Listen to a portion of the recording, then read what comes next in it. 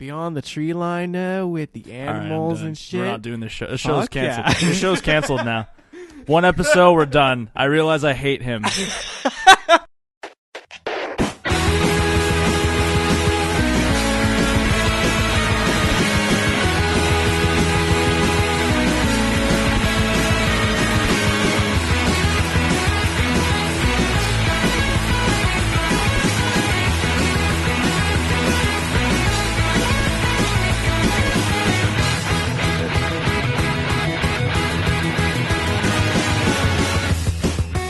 Hello, everyone. Welcome to episode 2 of Beyond the Tree Line. Here with me is Matt McMillan. Oh, you're doing the intro now. Okay. I mean, all right. I feel like, bro, I can feel like we, just go with the flow. Okay, we can, switch it up sometimes, Yeah. Sometimes you can do it. I can do it sometimes. Yeah, listen, honestly, if you're going to introduce it like that every time, you're not allowed to do it at all. I had, because I posted the show on my Facebook, and all the only people I have on my Facebook are theater people, and most of them came to me at school. I didn't think they were gonna listen to it. That's the thing that really confused me. They listened to it and they were like, yeah, someone came up to me, yeah, and they were like, yeah, man, I listened to it, but it was 2 hours and a half. I couldn't do it. I'm like, it's about video games and stuff. I didn't expect you to listen. I didn't expect you to listen to it at all. I actually had some people I was actually surprised. I had some people from some graduates of the program listen to the podcast. So I was actually I had this one guy I talked to. It's surprising a little bit. Yeah, well, I talked to this one guy who graduated the program a while ago. I always talked to him about Overwatch. And he said he listened to it, so that's interesting. kind of cool. I don't know if he's listening again. All right, cool. Well, I want to give a shout out to the 100 people, I guess, that have actually watched the podcast, the first episode. I don't even know who. Yeah. Thanks for at least checking it out, people. I don't think it's 100 unique viewers though. That's the thing. I don't think that's what it is. I tried I bet you refreshed it a bunch. I mean, I tried, but it wouldn't put the number up. So I don't even know if you can do that anymore. I think you can. I mean, I tried. It definitely wasn't. It doesn't going up. I don't know. Yeah. So this is a podcast about things. Generally, I mean, we talk about video games, but we also talk about other things. We're not exclusive to video games. I mean, we play a lot of video games, but we also do other things. We have lives. We do things. I mean, you do nothing. We wish we could play more video games. That would be cool. You know what? I'm proud of myself because I played more video games than I thought. I've been actually playing more than I've managed to make time somehow. Mm-hmm. But it's been very, very slim. I've been keeping up with releases, but not as much as I could be. I'm not I have a 6 week. You know what I didn't realize? I was thinking about this today. Actually, when I was thinking about it today when I was at school, I was like, we're gonna record today. I was thinking what the fuck am I gonna talk about? I was like, oh, this is you have to consciously think about this and find things to talk about, and I was like, oh. Sometimes. I mean, after a while, it gets easier. Yeah. I mean, because I started podcasting when I was 14, and I remember when I was a kid, when I was 14, it was really hard. I had this thing where oh no, I have to have opinions on things, and when you're 14, you don't have opinions on anything. You don't even fucking articulate opinions. It's not part of the game. But yeah, you'll get used to it. Yeah, I'm working on it. I'm just letting it. I'm trying. I'm really connecting with this other side of myself, bro, that I didn't even know was there, Don't talk like you're an NPR. This is definitely not NPR. We fucking thumbtack blankets to your wall. This is not NPR. What is NPR? NPR, National Public NPR? You know what NPR is? No. National Public Radio. Oh, I didn't know what that. It's sad, man. Dude, okay, Okay. God damn it. So let's start. We started with me last week. Let's start with you. What have you been doing this week? What have I been doing this week? Yeah, you did some stuff. I did some things. You went outside. I went outside the house, did some things. You were supposed to come with me, you fuck, but you didn't. I didn't come with you. You're busy. I mean, let's be honest. We both knew. I wasn't gonna. I knew you asked secretly me, inside. You asked me. We both knew what was going to happen. There was no getting around the fact that I wasn't going to show up. I should have planned. I should have planned for a third, but whatever. I enjoyed it. I met. This is actually random, but I met a dude at the concert who was also a programmer, and he was working as he was doing contracts, like work contracts for other companies as a programmer, and he was just happened to be at this POS concert. Yeah. Oh, by the way, I went to a POS concert. Yeah, that's what he was talking about. Yeah, so I went to a POS concert. POS being, I guess, I don't want to say, I guess he's one of my favorite hip hop artists right now. He's a rapper. He's a rapper. He does the lyrics, does the lyricisms. He was like, it's interesting about POS because POS was like, if you don't know, he's like a rapper who came from the punk scene. Mm-hmm. He came from the hardcore scene, and then it was like he was like a guy who never even, I don't think he ever even intended to start in rap. He was just like, he was in the punk scene. He had his band was like Building Bigger Bombs, which they're really good. If you can find like tracks of Building Bigger Bombs, actually, because like they were taking song requests, and I wish I would have known that like that was gonna happen because I tried to like get him to play super old songs from like the first album, and he did play Gimme Gimme Gunshots, which was sick. Did he not play any of his old? How many did he play? Much of his older stuff, or did he just play all his new stuff? Because I don't like his new stuff. He played a mixture of things. So he played some stuff from Never Better. Never Better's good. Never Better's a good album. He played some stuff from the album after that. Some stuff from the new album also. Yeah. But I wish I knew some music from his Building Better Bombs stuff because like I just wanted to like scream it out and him be like, "What the fuck?" I mean, who? Fuck you. Get the fuck out. Can you fucking leave my fucking show? No, they were like his punk band was fucking sick. I found some tracks a long time ago of his punk band online, and they were fucking really good. He actually talked about it at the show. Did he really? Yeah, like he was talking about like he doesn't like directly like talk shit about other rappers, but he's like, yeah, I used to be in a punk band. The thing about being punk is like you don't wear your own shit, so I'm not wearing my own T-shirt or anything, but you can buy it at the front if you want. He's like he's just casting like he's casting shade. Yeah, basically, and like, but I feel like him being from a punk scene actually like kind of like.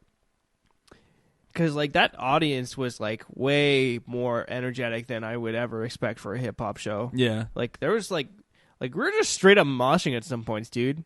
I mean, because, like, the thing that's what I like about POS is that his music is, like, it's like hip-hop, and it is, like, it has a lot of the hip-hop tropes, but it is kind of verging on, like, it has a lot of his punk, his hardcore sensibilities in his songs. Yeah. Like, I mean, that's why I like Never Better so much because a lot of the tracks on there are not traditional hip hop beats. Mm-hmm. They're like really crunchy and really dirty, and because he takes a lot of his hardcore background. I don't know about his newer stuff. That's kind of why I don't like his newer stuff is because it feels too much like hip hop, and I feel like his hip hop beats are actually not as good as other hip hop artists can be. So I don't know. Was the concert? Yeah, but yeah, I don't know. But yeah, overall, I'd say the concert was fucking sick. Like I was just blown away by the fact I was moshing at this hip hop concert. Yeah. Had some other artists there. This guy named Transit 22. He's from Alberta. Pretty good. He was the second opening act, and the first guy was Hard R. Hard R. Right? I got it. Yeah. So that's like good. That's good. He was. I feel. He's pretty new. Like yeah. Like he just came out on stage with with his MacBook. And just like played his beats off his MacBook and like did his thing. He rapped over it. He rapped his beats. Okay. Then he did some cover songs too, which was kind of weird.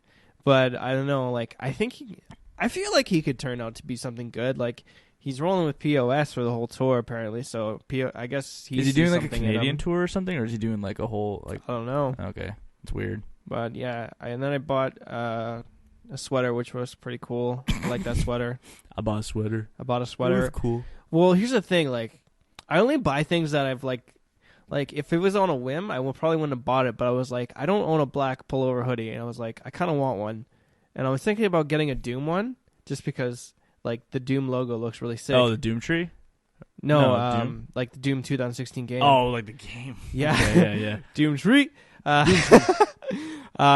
just So I want a black pullover hoodie. I'll probably still get the Doom one eventually, but I was like, fuck it. I'm at this concert. His new album drop. Support him. Yeah. He's not like with a big label or anything, so he just does his own label with Doomtree. Yeah, he still does. He's still independent too. Well, Rhyme Sayers is his label that Rhyme he's Sayers. on, so that's his shit. So yeah, I was like, fuck it. I'll buy the dude's sweater. $60, whatever. Yeah. I thought it was, and it's a comfy sweater. I like it. It feels nice on my body. That's good. So that's the sweater review. Great. The thing about Elijah, people don't never recognize, is that he has a real hard time spending money on like anything. He bought this fucking wall scroll over here that's been sitting on the fucking floor for the last week now. I'm gonna hang it eventually. Why don't you just fucking hang it now? Because what is wrong with you? I don't know. Your walls he has the biggest room in the house, and his walls are big. Has not put a fucking thing on any of these walls. It's just completely empty. I mean, I had a One Punch Man scroll up, but then I took that down. Oh yeah, where the fuck? Why? I don't know. I wasn't feeling it. I hate you. Yeah. I hate you so much. Your wall, you look like a serial killer. Every time I walk in here, it's I don't look like a serial killer. God damn. I just look like a guy who, likes a bit of nerdy shit, but, isn't obsessed with, enough to put it all over his fucking walls. You're really obsessed with white, empty walls. It's not like an obsession. If they were a different color, I'd probably be fine with it. It's a real big room with nothing in it. And maybe I like open spaces. Is that such a problem? I don't know. I don't really see it as an issue, but Why have you not hung up that wall scroll? I'm getting to it. I'm just every time I come home, I just forget about it. Literally 2 seconds. Takes 2 seconds. I know, but dude, I'm on the transit for 3 hours of the day in total. So he doesn't have the energy to hang up a poster. It's an ordeal. It's a lot of work. It's I gotta. First off, I'm contemplating where to put it right now. It's either behind my monitors right here, or it's on that wall back there. And I'm thinking about that wall back there, and I'm my thought process. I was yeah, but then it's just on the wall by itself. There's nothing there with it. It's just a singular wall scroll. Street Fighter wall scroll by itself. You need to buy more wall scrolls is the issue okay, here. but here's the thing. I don't want to be the guy that hangs wall scrolls. I'd rather just have normal fucking posters, the tournament ones I have from I want to have that wall be all tournament posters. One wall scroll's cool, but I don't want to have just a bunch of wall scrolls. I mean, we're moving out in a couple months. This is true. So your method is gonna fall apart anyway. It doesn't really even matter. I mean, I'll probably have a new room that I can continue to do this in, I'm assuming. Honestly, I have the same issue though. I actually oddly relate because when it comes to action figures, that's why I keep them in boxes all the time because it's such a ordeal to open them and put them on a shelf and I don't know, pose them maybe, and it's just it actually takes work, which is weird to say. It's work to put up an action figure, but it kind of is. I mean, you want them to look nice, on your shelf, right? So I had to reorganize how shit was over here just when I bought that new Spawn figure last week. Oh yeah, you're particularly OCD about that though. You're worse. You're pretty bad. I mean, yeah, a little bit. I admit it. Admittedly, I am definitely. I like things a certain way sometimes. One might say he might be on the spectrum. I've never I've never gotten tested, but dude, sometimes I think about that. This just sounds hella stupid, but there's been times where I'm maybe I have Asperger's. And then I think about it, I'm no, I probably don't. But then other times I'm dude, I definitely have Asperger's. But maybe dude, I definitely have it. It's no doubt. I definitely have Asperger's. I don't know. I think about these things. But yeah. So the concert was good though. I mean, back to the concert. I kind of wish I went to it, but yeah, I was busy and then I don't think if I'd gone to any other hip hop concert, the energy would have been the same. The energy was just I feel he carries that with him. Yeah, definitely. I mean, he has a specific type of fan that's not really not really the hip hop fan. It's kind of the hip hop fan, but it's also kind of the hardcore fans. They kind of converge a little bit because of his background. I mean, if it was a Doomtree concert, it might have been different. Yeah, that's true. Doomtree, I could see bringing a bit of a different audience because there's a whole bunch of different hip hop artists in that group, so they might bring their fans over too, right? And they might be totally different. Doomtree is the. I can imagine the audience for a Sims concert being way different than a POS concert. Yeah. Or a Dessa concert, definitely different from a POS concert. Fuck Dessa. I think Dessa's music's pretty cool. I think she's a horrible rapper. I think she's an awful rapper. God damn it! Actually, I think she's terrible. I hate her voice. I just hate it for some reason. I think it works. I think lyrically she writes pretty well sometimes.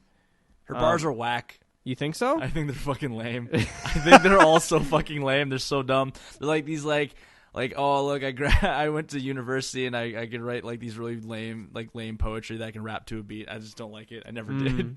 I never liked Dessa. I mean, she sounds good. Her flow's pretty good, but I guess lyrically, like, you don't have to like her. What else you do? Okay.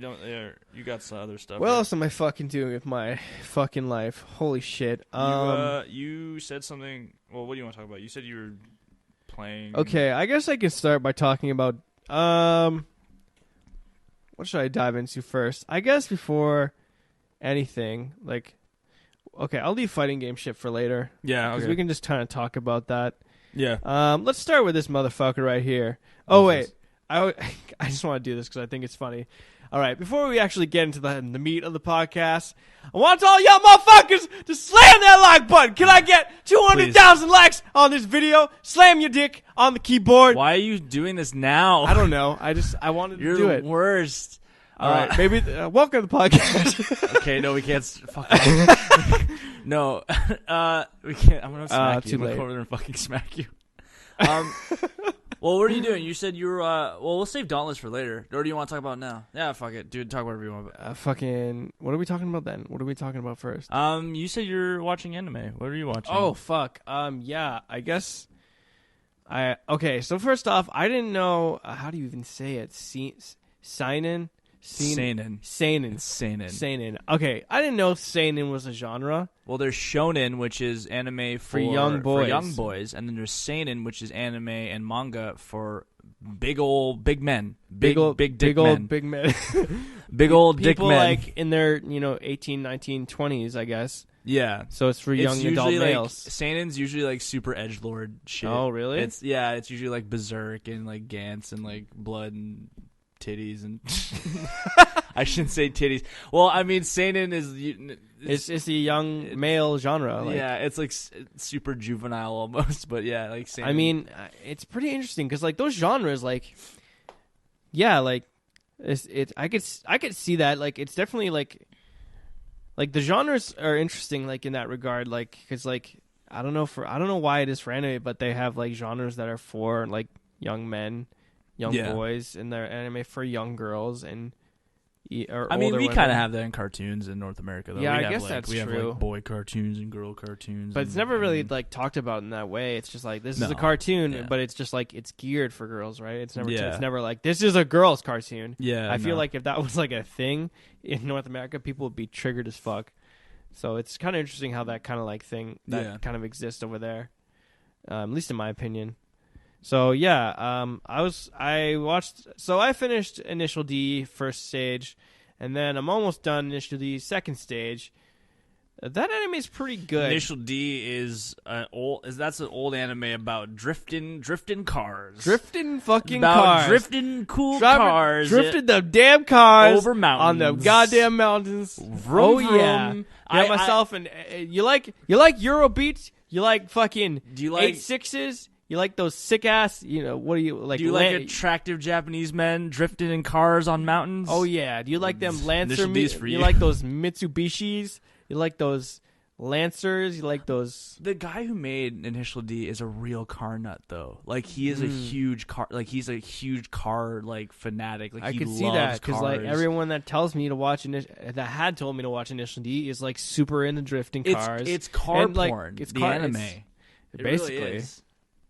So yeah, I was watching that, and honestly, part of me was expecting it to be shit, just because it seemed not because it was old, because it was an anime about drifting cars.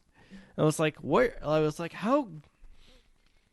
Like, I guess it's this way some people feel about sports anime. Like, how can you make that interesting?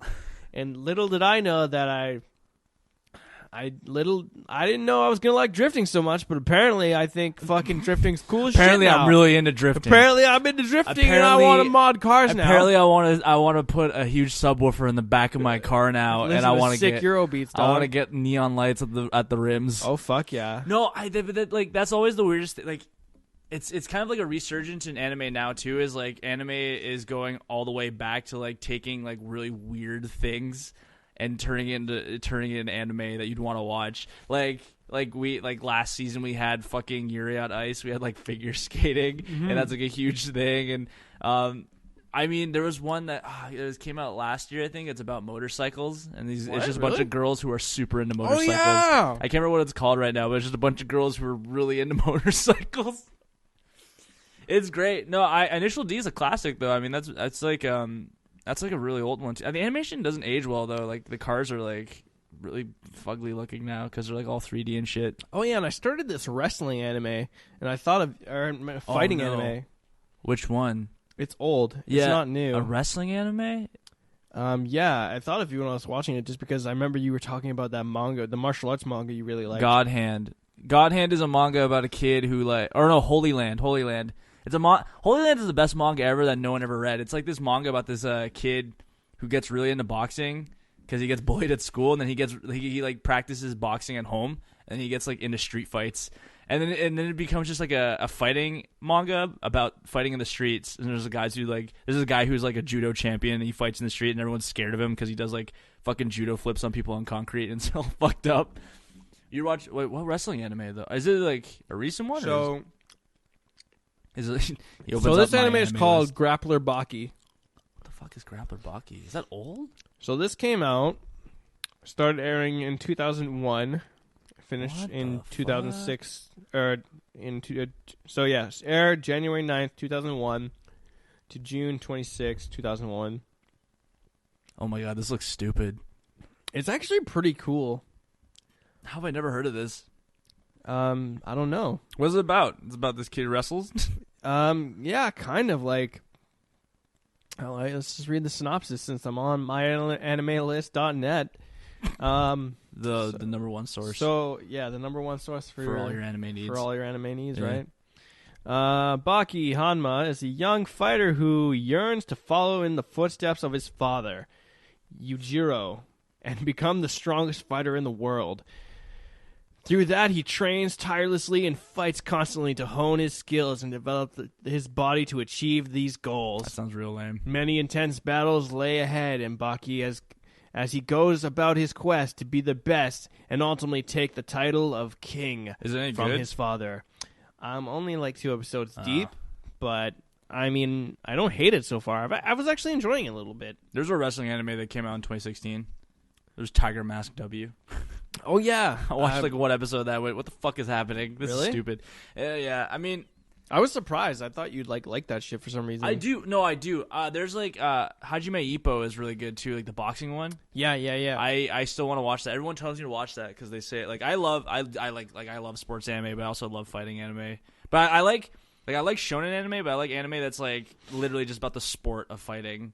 There's something because there's not much of it, so yeah, like some wrestling animes and Hajime Ippo. I was really cool. I'm always like low because like I actually started reading a bit of that Holy Land manga a while ago. Oh, Holy Land! I never finished it, but I read it and started reading it like because you kind of recommended it, and like I think I would like seeing that in an anime form. It never got an anime adaptation. It got a live action adaptation though. Really? Yeah, it did. Like a show or a movie? I think it was a series of movies. Huh. Or maybe a TV show. I don't know. I never actually watched it. I watched clips of it.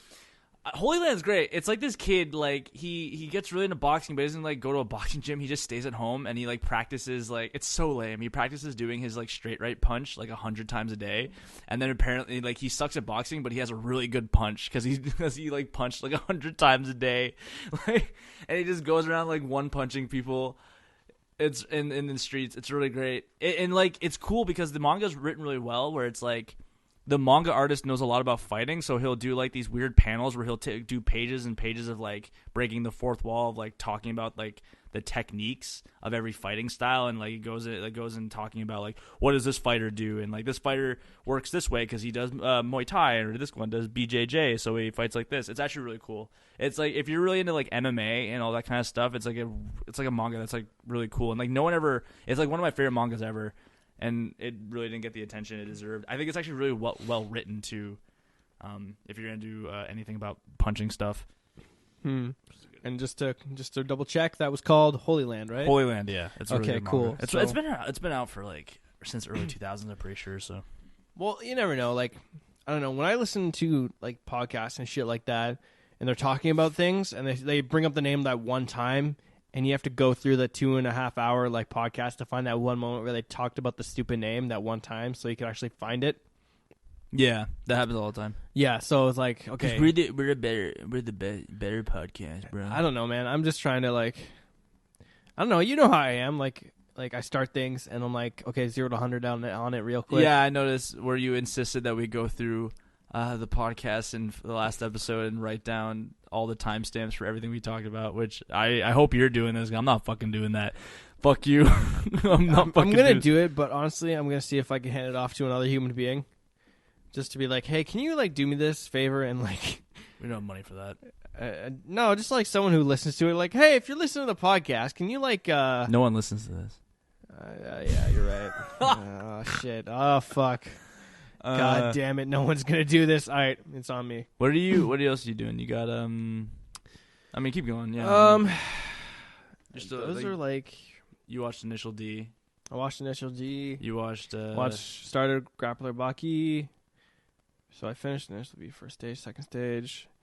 You watch way more anime than I do. I can't keep up. I don't keep up with anime. Yeah, I've actually noticed that a little bit. You seem to your knowledge on anime is greater than mine, but I think I watch a bit more. I just don't have the time to keep up. I mean, the last time I finished an anime was Keijo. Oh boy, was Keijo over the holidays with you guys, which was Keijo. Keijo was the best anime ever. Keijo. I can't wait. Holy shit! I think Keijo it's saved anime. It's just a bunch of girls. It's a bunch of girls. And apparently, that's a popular opinion because what's his name said that also sarcastically. No, because that's the joke, man. It's saved anime. It's saved anime. It's just a bunch of girls slapping their butts together on fucking it's so stupid. It's my favorite fight. That's definitely never mind. That's my favorite sports anime. Is Keijo, which is just a bunch of girls fighting with their butts. It's so ridiculous, and in the first episodes, I love how just in the early episodes, people just get blindsided by a boob. They were punching each other with their boobs. It's really stupid. Yeah, do you remember in the I think it was the first episode where the chick didn't even move, but you heard the sound. It was yeah, she was doing she these. Fucking knocked out the other chick with her breast. She was whipping people with her. Oh. Yeah, and it was you just saw a slight movement and you didn't even know what the fuck happened. You're like, she's unconscious. What the fuck is wrong with Japan? Oh Jesus! And then I was getting really invested in it too because it was so stupid, but I was getting really into it. So I mean, they got me. I remember my friend Andrew, in my program was talking to me about it, and I was like, he's like, it's like JoJo, but with bikinis and bikini girls, and I was like, that sounds really bad. And then fucking marathoned it in 2 days. So it was great. Yeah, we watched it back to back. Fucking great show. I mean, people that I would not be surprised if people were offended if they watch it, but oh yeah, if you if you're easily upset. Yeah, if you're easily upset by if you don't feel good about certain things involving the objectifying of women at all, I would definitely not watch those things are hot. If those things are hot button topics, might be a little sensitive around the issue. I would definitely not watch Keijo. Definitely wouldn't recommend you Keijo. Wouldn't you know what? I wouldn't give it a 10 out of 10. It's so stupid. It's such a dumb anime. It's so silly. I couldn't help it though. But it's just I don't even know how I could get offended by it because it's just so out there and otherworldly. Yeah, it kind of crosses a line where it's it's so ridiculous. I almost can't even be upset. I was just all right. I mean, if you're gonna go this far in, you might as well. It doesn't flinch for a second. These girls are it's imagine any action shown in anime of Naruto or anything like that, but they're just fighting with I don't know. It's not a real sport, but it's these girls who are on these floating devices and they have to knock the other person off, but they can't use their hands. So they use obviously, what else would they use? But their butt and their boobs, obviously. That's the obvious conclusion is what they would do. If you can't use your hands and feet, or where else do you go? Where else do you go? And it's just, but they take it so seriously. And they take it they never let up for a second. They're by the way, this is a joke. There's never a wink. Or a wink, wink, nudge, nudge for the audiences. It's just literally they 100% take it seriously. It's the most absurd thing. At some point, I'm just all right, fine, I'll take it seriously too. I can't believe it. I'm already here. I'm along for the ride. Yeah, no. By episode 4, I was all right. I mean, All right, you guys saved anime, and it's you so did it, I'm proud. it's so absurd. Like, how could you get mad? It's like, okay, this is clearly like. I don't even know if it's irony. I think the people making it took it 100% seriously. Oh, I think they man. were totally okay. I think they believed in what they were doing. You think the writer was like, This is the most "This is beautiful. my best work. This is my I magnum haven't fucking written opus. anything this good." This is beautiful. I'm a fucking genius. Definitely my No, top notch. That's exactly quality what they were writing. thinking. I 100% believe it. Oh my god, Best anime 2016. best anime of Saved all time. anime. Don't worry. Okay, what else what is there anything? Well, or let's see. Let's look on the website. Have you watch? I mean, yeah, you watch a lot of anime. You watch more than I do. So. I'm trying to think of things I watched recently that are relevant though. I didn't watch any. I watched some things, but I'll save it till I have to talk into the microphone. Let's see. Oh. Recent things. Haikyuu, the new season that just passed. Oh, there's a season 3 of Haikyuu. That's right. The thing is, like, you haven't even watched that yet, so it's hard to talk about. I haven't finished season 2 of Haikyuu. No, I mean, yeah, I haven't finished it. Like, I'm halfway through. You know season what's 2. going on, though. I mean, so. they're playing volleyball, probably. Yeah, I'm assuming in playing a whole Haikyuu bunch of volleyball. I'm assuming they're hitting volleyballs and they're being really passionate about it. Yep. And some people maybe are crying because they spiked that A ball. lot of yelling. Yeah, they're probably really stoked to be playing volleyball and overcome their challenges. Okay, That's can what we I'm just assuming. talk about? I don't know what it is about sports anime, Yeah. but I've never watched anime and actually got that pumped about it before. Like, the feeling that gets evoked within me watching sports anime is like I've never experienced something that extreme with other animes. No, totally. No, I agree. Like, even in shonen anime, like I most like fighting anime, like I don't get it what it is, especially Haikyuu in particular. I don't know what, like, it makes no sense. There's no reason for it. I remember every episode of the first season, I cried at least once, and I don't even know why. Like, he would spike the ball, and then my eyes would start watering for no reason. Like, I had no real, like, I didn't understand why. It's like they just set. I literally was crying all the time because that kid. I don't blocked know the ball. why. It's just like it feels so right at the time. It's like the music's on point. Like, the scene is just so good, and like they build everything up so well. Like, it's insane. No, Haikyuu is like this great volleyball anime that it's about just a bunch of kids who just fucking love volleyball. Yeah. Their life is volleyball, and they set up all the matches so well. Like they do a really good job of like getting every character and defining what their challenges are. Like, they're very archetypal. Like, they're not very like well-written characters. I mean, they're kind of one-dimensional in a way, but they set up their issues really quick, and then their obstacle. Every character has an obstacle. Every character has something they're good at and something they're bad at, and they're always trying to overcome that. And in every game, they set that up super well. Everybody comes in and they try to overcome their hurdles, and then when they do, you cry like a little baby because it's beautiful. But the thing is, too, they don't like exclusively do that for the main team, right? That they explore do it that for everybody. Yeah, they explore it Even with the opposing teams. Even the opposing, there are full episodes like dedicated to what you would think would be the enemies, but they humanize the opposing team, and you're like, oh my god, I want them. Like, when they succeed, you're like, oh, that feels so good too. It's so weird. It's like it's interesting because like a lot of the opposing teams have like the everyone that's on the team, but there's always that like one or two guys on the team that are like the fucking monsters, right? Yeah. That they're really scared about, and like they have to focus on really heavily on the other team. So like so those characters always like, they're brooding and they're badass and stuff, but like they also explore the rest of the team, and like even if they don't go super in deep, like you get a feeling for like the characters, which is the interesting part about it, right? Like there's no character on the court that you don't know nothing about. I've realized, like watching that anime. It's really great because like I like because in the main team, everyone has like their weird issues they have to deal with. Like, the main character wants to be like an ace. He wants to be like the star player, but he's like the shortest guy on the team, and so like he wants to be the one scoring all the points and spiking, but he's like the shortest guy for volleyball, but he's like real fast, jumps real fast, fucking and he high, jumps real high, and so that's his specialty. Yeah. And then you have his buddy, nemesis or best friend, or whatever. Like their relationship is interesting because like in the beginning, like they fucking hate each other. But they need each other. Yes, but they need each other. Classic so then story. they become nemesis or whatever nemesis on their own team.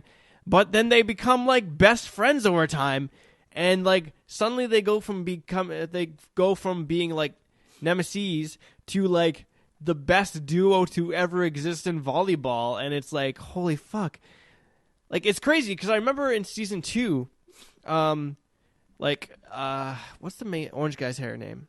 I can't remember right now. Anyway, I should remember the main character's name. The main character, insert name here. He's a short ginger who can jump real high and move real fast. But one of his challenges that he faces in season 2 is that his shots keep getting blocked because when he jumps super fucking high, he closes his eyes and doesn't see where he's hitting the ball. Right, Shoyo Hinata, yeah. Yeah, because he's... Well, Hinata, yeah. Because he's... Yeah, right, he closes his eyes to hit every one of the set, like his friend, like the... But the reason that works in the beginning is because, like, his nemesis... He trusts his setter. Yeah, he trusts his setter to get the ball to his hand every time because he's just such a good setter. And, like, they're perfect for each other in that way. But then, like, he has to learn how to shoot with his eyes open. He's got to learn how to trust himself. Yeah. And work for himself. And then when he finally does, they're better than ever. Oh, my God. And then you cry like a bitch. Oh, my God. Dude, I didn't cry a lot during that. But, like, there were points where, like, I was just like, oh, my God. No, I did. I weeped for some reason. I don't even know why I did. I got so pumped at some parts. Like, dude. There's no good reason for it. There's a part in season 3, like, that just, like, I got so fucking pumped. Like, I was just like, ha! I just got, like, so jacked because, like, I don't know why. It was just, like, okay, it was, like, one of the characters on the team that was fairly reserved. He didn't get excited very much. He was a very reserved character. And then he just, like, he was, like, they were building it up so well. He was, like, mentally, like, working out when he was going to block the shots. And then he blocks the one from, like, the main enemy in the season 3. And he just loses it. Just fucking, like, fist pump, full-blown, like, just losing his shit. And I lost it. I was like, I can't contain myself. I'm so pumped for him. Like, it was, and this is exclusively something that happens with sports anime. Yeah. This is, like, I've never experienced this watching, like, anything else. Cowboy Bebop was sick, but it never made me feel this way. Berserk was good, didn't experience this. They're just all cool, they're sick. But like sports anime, Baby Steps, same fucking shit. Okay, Baby Steps is a tennis anime if you didn't know. If you're into tennis, or not, you don't even have to be in tennis. No. Fuck it. You don't even have to like sports anime. You really don't. It's insane. I don't watch sports at all. I play I play fighting games and program for a living. I don't watch a single sport. I love sports anime. Oh my god.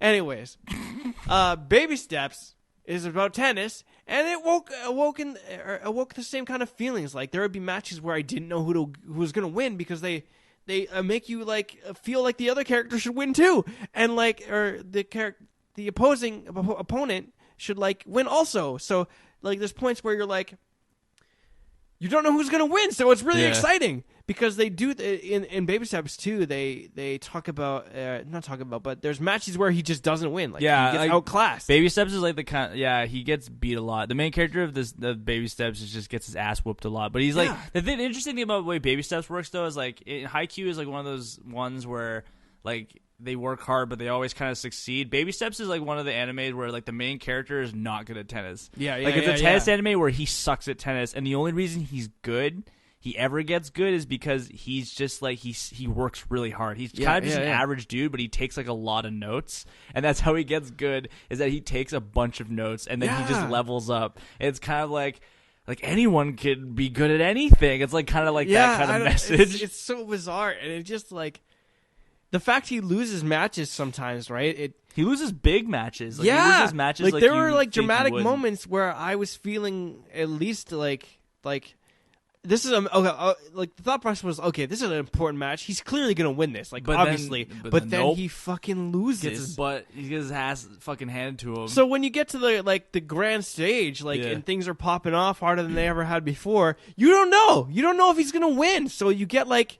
mad excited when they're at a really tight spot in the match, and like it's like the game deciding point if he doesn't make this. So it's like, oh my god, is he gonna make it? And it's just like, man, I like sports anime. Sports anime is great. I rekindled my love for sports anime after like 2 years ago. Yeah, Haikyuu definitely did it for me. Haikyuu is like one of my favorites still, just because it's like not the best written show, but it kind of hits all the right points for me. It's also it looks really good too. It's like one of the better animated sports anime. Baby Steps, on the other hand, looks like dog shit. It looks awful. Oh yeah. It had a really bad budget. The main character's fucking haircut in Baby Steps. So bad. Fucking whack, dude. I don't know why anyone would have a haircut like that. It's like an alfalfa haircut. Like, what the fuck? It literally it's like just like a point. Okay, it is so bad. It's really it bad. almost deterred me from watching it. The animation's pretty terrible. I remember looking at it and went, oh man, this is gonna be I never finished Baby Steps though. Like the tennis scenes look good.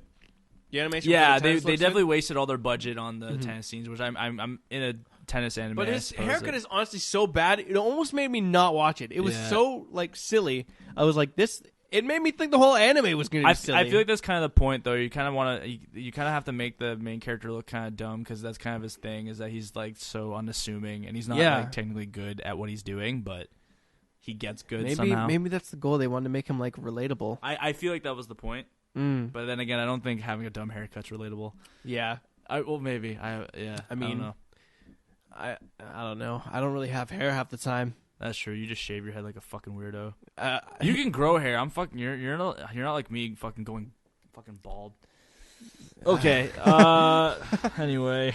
You want to take a turn? Are you done? I mean, I got lots to talk about, but we can go ahead. I think we should go back and forth a bit, though. No, let's go with you, and then we'll go to me. Like what else you were talking about? All right, I'll talk about one more thing, but then I think we switch it up for a bit. Okay, you know what? I'll just talk then. We were talking about watching stuff. So what happened? I'll stay in the vein of like watching. I watched. So I got really into the other day. Instead of doing an assignment that I should have been doing for school, I ended up watching this Japanese reality TV show that's on Netflix called Terrace House. Okay. Terrace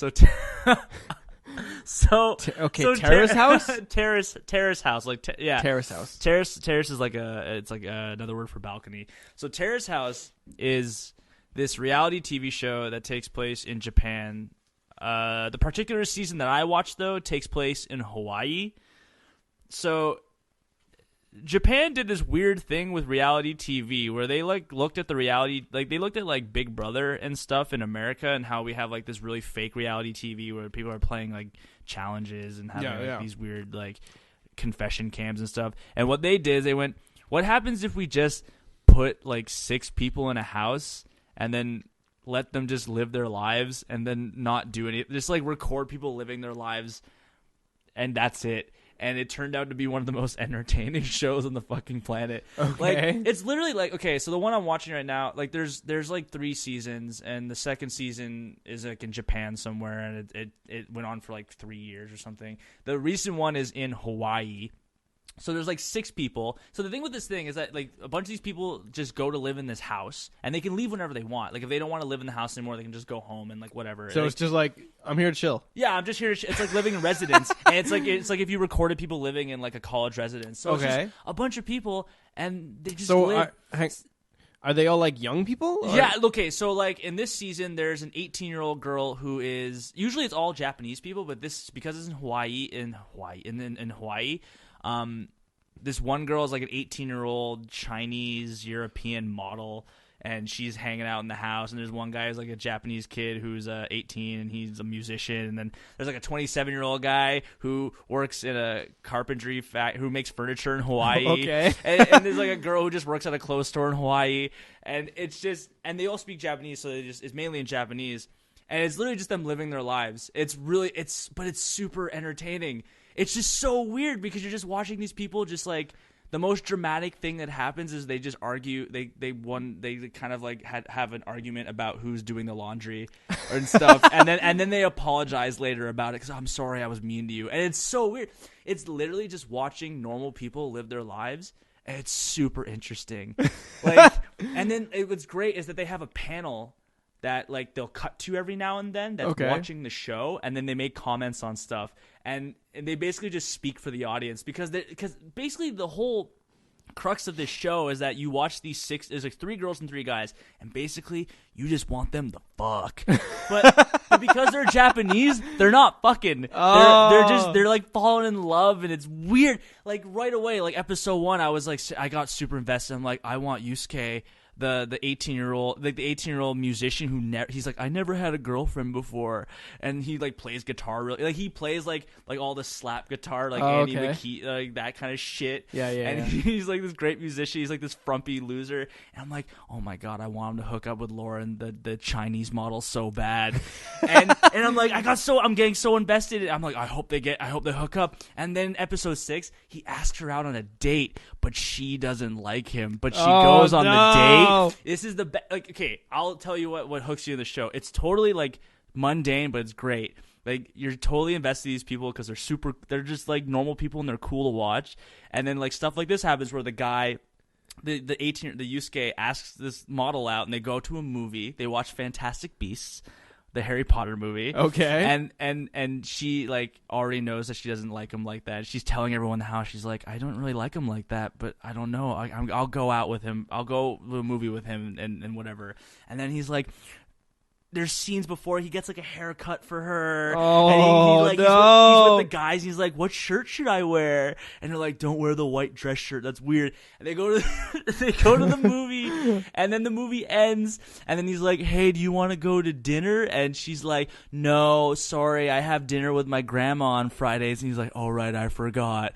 And then she leaves, and then he goes to the restaurant, which he reserved a seat. Oh no! And she sits there, and he just eats fish alone at the reserve. Oh my seat. god! It's complete. Like, but it's so great because it's totally like, it's not like all this crazy drama stuff. It's not like any of this like they're playing challenges and games. It's literally like these people are just living in the house, and then shit like. And that sounds sad. It's so sad. It broke my heart. And then there's this other guy who's like this 18-year-old guy who is like an actor. He wants to be an actor.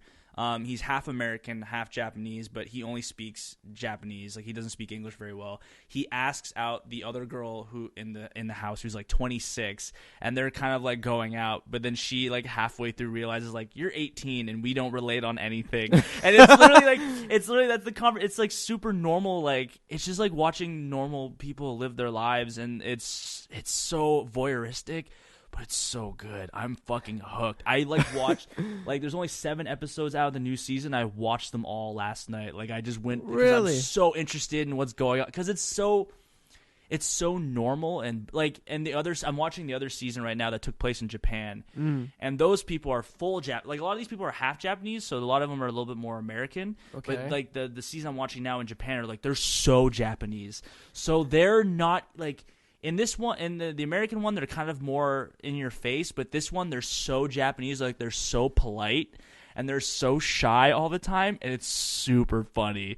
Like stuff will happen where like, oh my god, he held her hand, and they freak the fuck out, and it cuts to this panel that's like super funny, and they just rip on them and make fun of them, and then like they get really invested in like, oh my god, I hope they fall in love, and it's just weird show. It's just this weird show of watching Japanese people be super Japanese, and it's just like, it's like reality TV where people are just normal, and really? Like it's so good. If anyone, it's Terrace House on Netflix. It's if you ever want to watch Japanese people living their life and falling in love, I mean, this is the best place to go. It's amazing.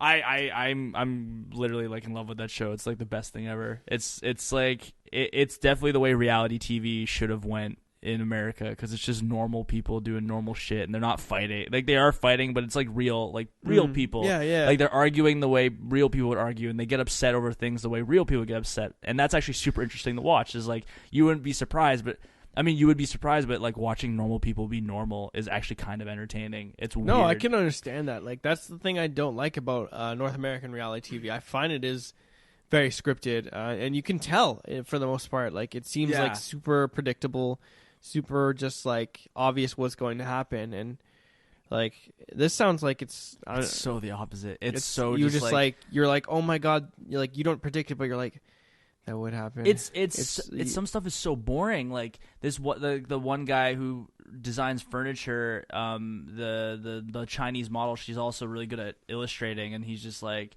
talking to her and getting her to design logos for his company, and then it's just them hanging out.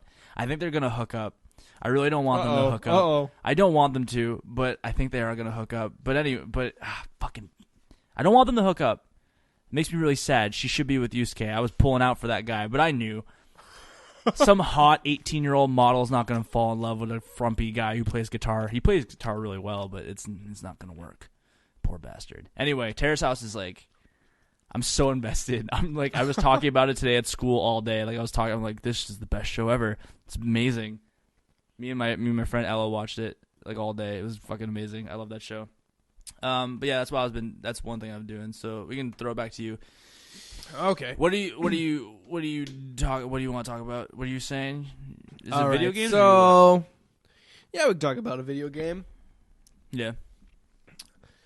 What should I talk about first? Let's talk about. You know what? I'll leave fighting game stuff for later. I feel like that's something I do later on the podcast. What do you got? We'll talk about Dauntless. So because So what is Dauntless? Because I haven't been. I know it's like it's not out yet. When is this supposed to come out? It's like a Monster Hunter kind of. So thing, it's currently going into, from my understanding, it's open beta soon, or alpha. It's either open beta or it's going into its like. Oh, it's on PC. Yeah. Oh. All right. So the thing with Dauntless, before we talk about its state or anything. Yeah. If any of y'all out there have played a game called Monster Hunter, you probably know it's about hunting giant monsters with your weapons so you can make badass gear and badass weapons to hunt bigger and badder monsters to continue the cycle of getting bigger, better, and more badass weapons and armor. Yeah. It's a sick cycle. I know when I say it like that, it sounds really mundane and like awful. I don't even know if mundane's a good word to use there. Yeah, no, that's a decent word. Anyways, I'm not good at the English language. Anyways, it sounds super repetitive, but it's not. It's so fun. Oh my god, because every time you kill a big monster, you get pieces to make a bigger, better, badass set of armor than your last set of armor. And you make bigger and more badass weapons, which is so fun. Because, like, if you ever played an MMO in your life, you know that your favorite part of doing raids or anything is getting the armor at the end of the quest or the weapons at the end of the quest to see how sick it looks. It's basically that feeling all the time because all you're doing is killing and hunting monsters. Wait, so this game is being made by ex-BioWare employees? Yeah, this is ex-BioWare employees call. Oh, wow. I thought this was a Japanese company. No, it's a North American company. Oh, this guys. looks cool. And so this is on PC, and yes. this is so this is a Hunter game. So this PC. is a must. I don't want to call it a clone because I don't know if that's. It's inspired by the Dark Souls and Monster Hunter. Games. Yeah, so it's inspired by Dark Souls and Monster Hunter. Those are its big influences, from what I understand. Yeah. And the cool part about it is where Monster Hunter is being almost exclusively a console and handheld title up until now. This is a game that's going to come out for PC first, which is sick because I've always wanted to play Monster Hunter on my PC. And there's ways to do it. I mean, you can. You could play Monster Hunter online if you patch it, the English patch. Yeah, but that involves doing China. that. So, but this is going to be the first like Monster Hunter-esque title that's. Or not the first. There was an MMO. You can all. They have like God Eater on PC and stuff. But that's yeah, true. I mean, this is This looks kind of cool though. This is like this is the first time I've ever seen a game like this made by an American developer. Besides Swords of the Fallen. And it actually looks cool from what I was seeing. I mean, the art style looks very BioWare. It's like kind of cartoony, but like, okay, do you know anything about this game at all? Like, when is this going? Does it have an open beta coming out or something? That's what's going on. Yeah, I signed up for the beta. They're going to have that be a thing. So yeah, so they have like different. So it's kind of like Monster Hunter in a lot of ways. You have your different weapons and stuff like that, and you hunt these monsters in certain quests and stuff like that, and Yeah. to upgrade your armor and your weapons and stuff like that. But they have they're doing something interesting with it. They have this they have this in their world basically. Yeah. They have this energy that's kind of like a magic energy that is kind of like part of the world, and you can use it, and the monsters can use it to do like special attacks. So they have this hammer weapon that if you charge it, can do like rocket blast jumps, and you can slam down on the monsters with it. But the thing is, you have to go. So there's kind of like these points on the maps basically where it's kind of like it's like a fuel gauge. Like you fill up this energy bar or something like that, and it allows you to do these rocket jump hammer slams or something. And so it has like kind of like different kind of like cool mechanic they're trying. It seems interesting. Is this gonna be free to play? Yeah, it's going to be free to play. Free to play. Yeah, Oh, wow. so they're I'm excited. It looks cool. I'm just excited at the idea of like a North American Monster Hunter game I can play on my PC. I'm interested when this is this supposed to come out this year though, right? Did they ever lay down any dates on it? I'm curious. Not from what I've seen. Like they've talked about what they want. They're doing an open beta soon. Beta sign up soon, quote unquote soon. Closed beta, yeah. Or no, closed beta. My bad. Interesting, yeah, because you have to sign up. This looks kind of cool. Yeah, I'm excited. Wow, yeah, I'm down. I'm interested. I like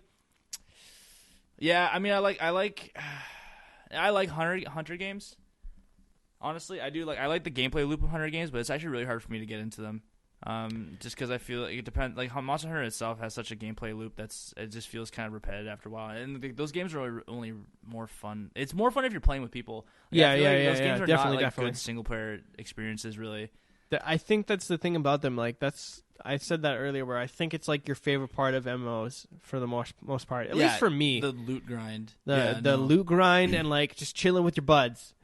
Killing monsters together. Yeah. Shit. Doing the whole MMO aspect that, is actually fun. And I feel like Monster Hunter kind of like grabs that really well. And I hope Dauntless does the same thing, because that'd be really fun to play with people. Cool. This looks cool. I'm curious. I'm down. I am super down for that game. What else have you been doing? Or do you have anything else to talk about? You've been just staring at pictures of Dauntless? That's what you've been doing this week? So Dauntless is the thing I was excited about. Yeah. I'm trying to think of any other titles I was kind of interested in. For me, it's like I think Neo's coming out tomorrow. Yeah, we're recording this on a true. Monday. It's probably gonna be out probably tomorrow, maybe later. Neo's coming out tomorrow. Speaking of Dark Souls types games, I'm really interested in Neo right now because it's the game made by the Ninja Gaiden team, the Ninja Gaiden team. It's really interesting. The Ninja Gaiden team and Gaiden team hasn't made Ninja Gaiden came out in the third one came out a while ago, and then this is the first game that they're kind of more inspired by the Dark Souls games, which is really cool. It actually looks really great though. It's like Dark Souls but way faster, and apparently, I can't take their word for it, but Polygon posted an article the other day where they're like, our Neo review is not going to be out on Tuesday because the game's too hard and we haven't been able to finish it because it's too hard, so we can't finish it in time. The game looks really hard. Like Dark Souls is one thing, but from what I'm seeing about how, because if you played the Ninja Gaiden games, especially if you played the original, the Ninja Gaiden Black and the first ones, those games are always been really hard action games. They've always been like that. Ninja Gaiden's always been very, very difficult. And because they're very fast and precise action games. And then when you look at Neo, it looks like it takes the gameplay loop of Dark Souls. It looks like it's taking that whole that idea and just speeds it up. And it has these crazy mechanics. It has an active reload for stamina, and it has all this the Gears of War active reload thing where you have to time your reset button. Oh yeah, it does that for yeah. your stamina bar, and it has different stances and different types of weapons that are stronger against different type of stances. It looks insane, and I'm always down for more Souls games. Yeah. There's a video of it. It's in feudal Japan, okay. So it's all samurai kind of Samurai Legends kind of aesthetic. It looks great. From what I've seen, it's already getting pretty good reviews. I'm gonna probably play it tomorrow when it comes out. It looks like I'm super excited for it. Also, For Honor is coming out next week. The beta was this weekend. Okay. For Honor is totally a game. It's totally like a game I didn't expect what that game to be what it is. Like I thought it was. It's Bushido Blade. Bushido Blade? Yeah, like the fighting. Like there's the fighting game Bushido Blade. Like it's totally a sword fighting game. Like I thought it was just gonna be like some dumb kind of like third person action game or like something from Ubisoft. It's a fighting game. Like it's straight up a fighting game. Like I was looking at how it plays, and I was hearing the Super Best Friends cast talk about it, and like so. For Honor is like it has tons of different classes first off, and they all play uniquely. Like they play in completely different ways. They all have different types of weapons. They all have different types of speeds and stances and special abilities, and they all play completely different. And then basically, it's like from what I understand, it works with stances. So like when you're in a showdown, you have like I think 4 different directions you can put your sword. So you can strike upwards, left, right, down, and based on how you block.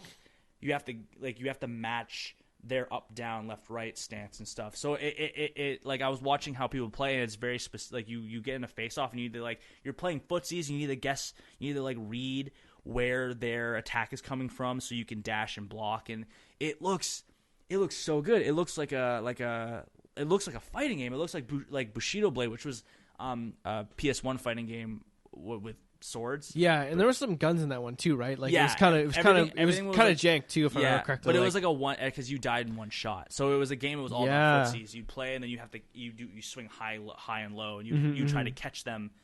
It was basically a game about footsies, and you have to wait and catch them off, and then you hit them and you win. And that's what For Honor looks like. It looks like they're really taking a lot of steps from a lot of lessons from fighting games, and it looks like it looks really good.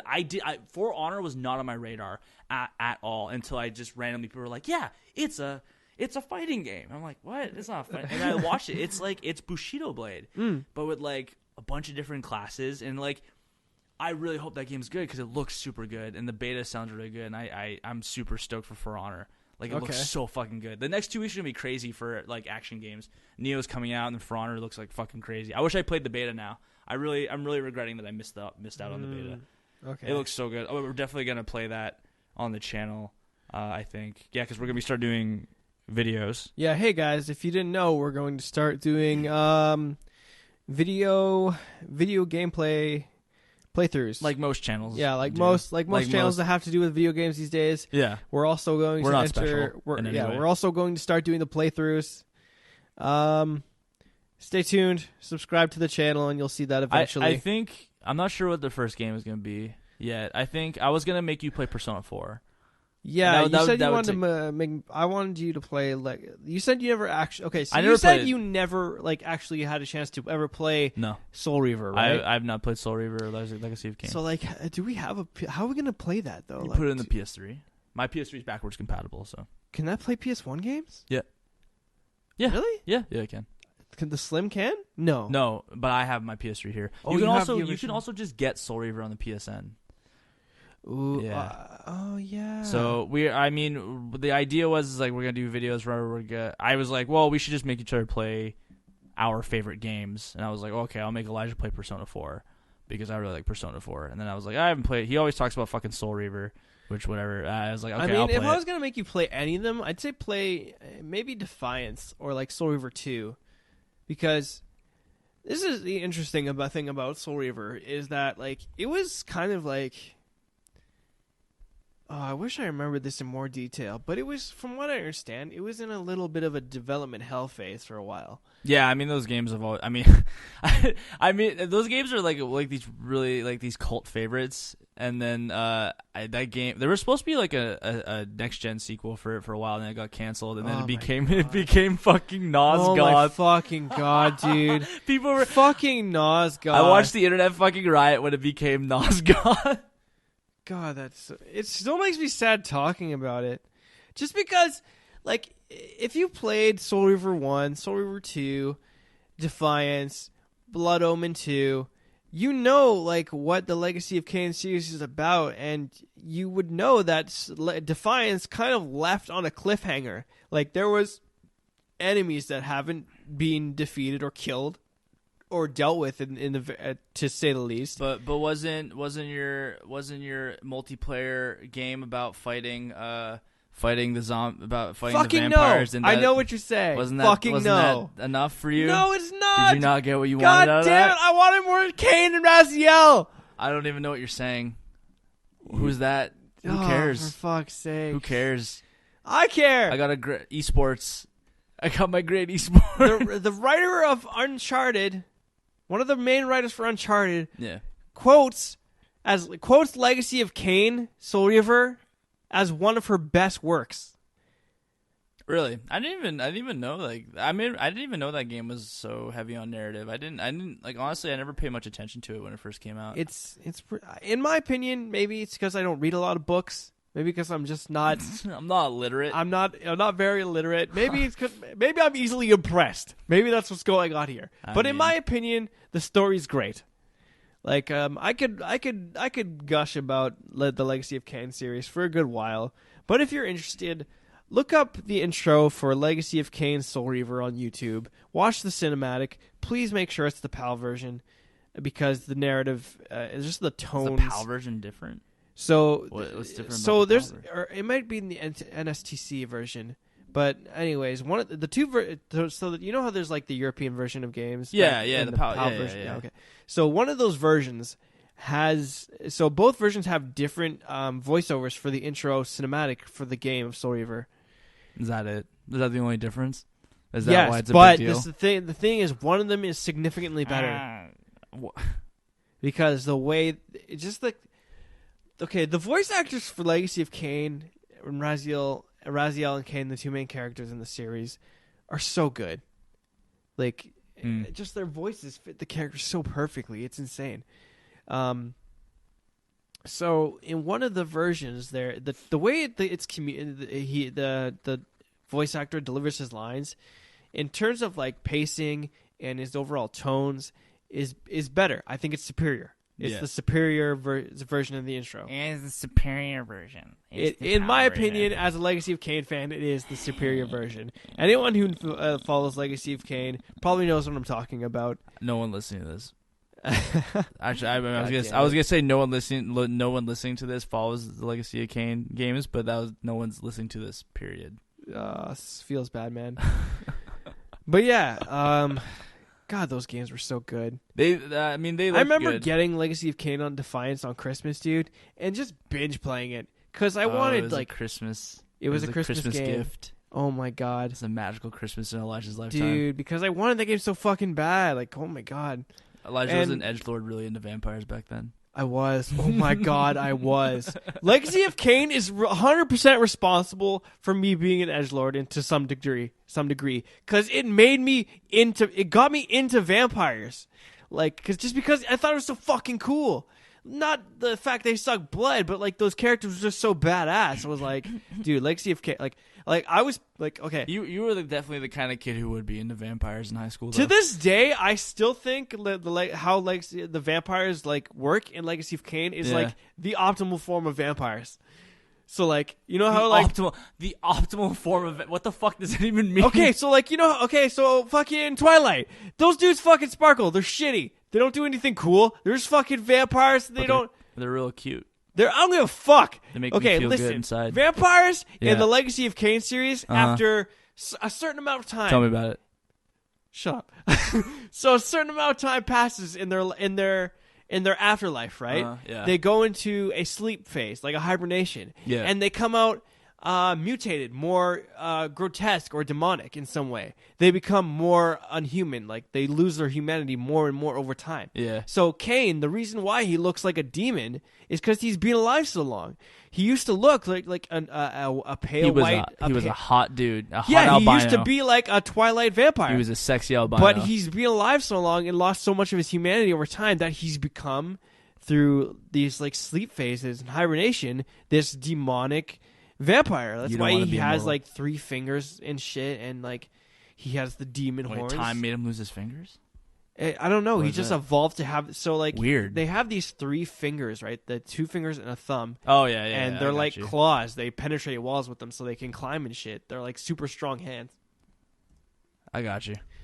I feel you. Anyways, the point is that those are, like, in my opinion, the coolest form of vampires I've ever seen. I think that's how vampires should be done in every narrative.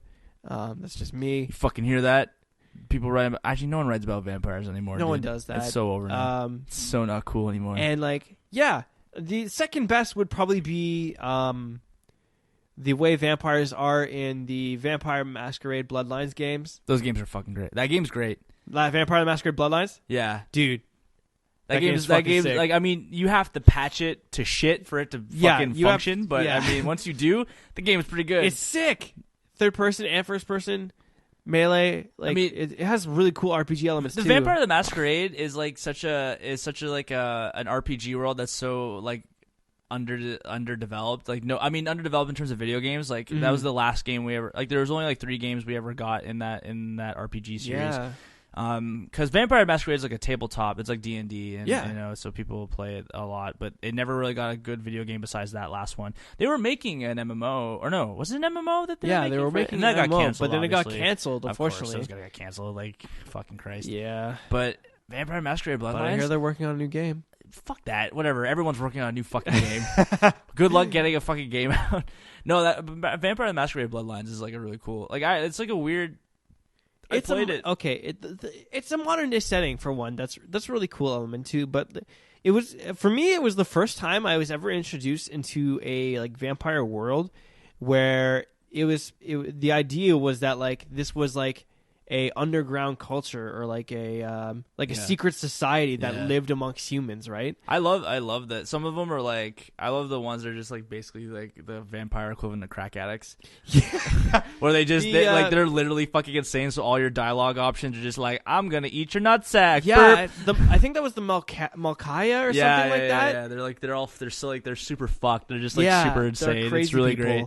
I love it. And then they had I think it was the Nosgoth also. I don't know. The Nosferatu. The Nosferatus, yeah. They like were the high class. No, those were the Nosferatu were the grotesque. Oh yeah, you're right. The really ugly, like, demonic looking ones. You're right, yeah. And then there was the Gangrel. I played the Gangrel, who were the more bestial, in touch with their animal side, who could turn into wolves. You would. Oh right, because they're like, they have like, yeah. So like. If you the cool part was if you specialized in bestiality, which was one of the skill trees you could wait, bestiality, like fucking animals? No, God fucking damn it. Not bestiality. Is it? I don't think you mean bestiality. Is bestiality the word you mean, Elijah? It could be a different word, but bestiary. Bestiary. Something you like might be right. So it was bestiary, bestiality, whatever the fuck. Same thing. No, those are the same thing, right? Fucking animals. Fucking animals becoming an animal, you know what I mean? The only way I gain power is through fucking animals. Are you sure? Yeah, that's it. That's the only way I can do it. That's the way I level up. Anyway, so bestiary. Yeah. The Gangrel have that, so what they can do is the farther they level in bestiary, the more, so they have a skill they can pop that makes them more like an animal. So like cool. The first level is like, so the first level for the skill for they pop as a Gangrel is like your hands become like wolfish and clawish, like an animal.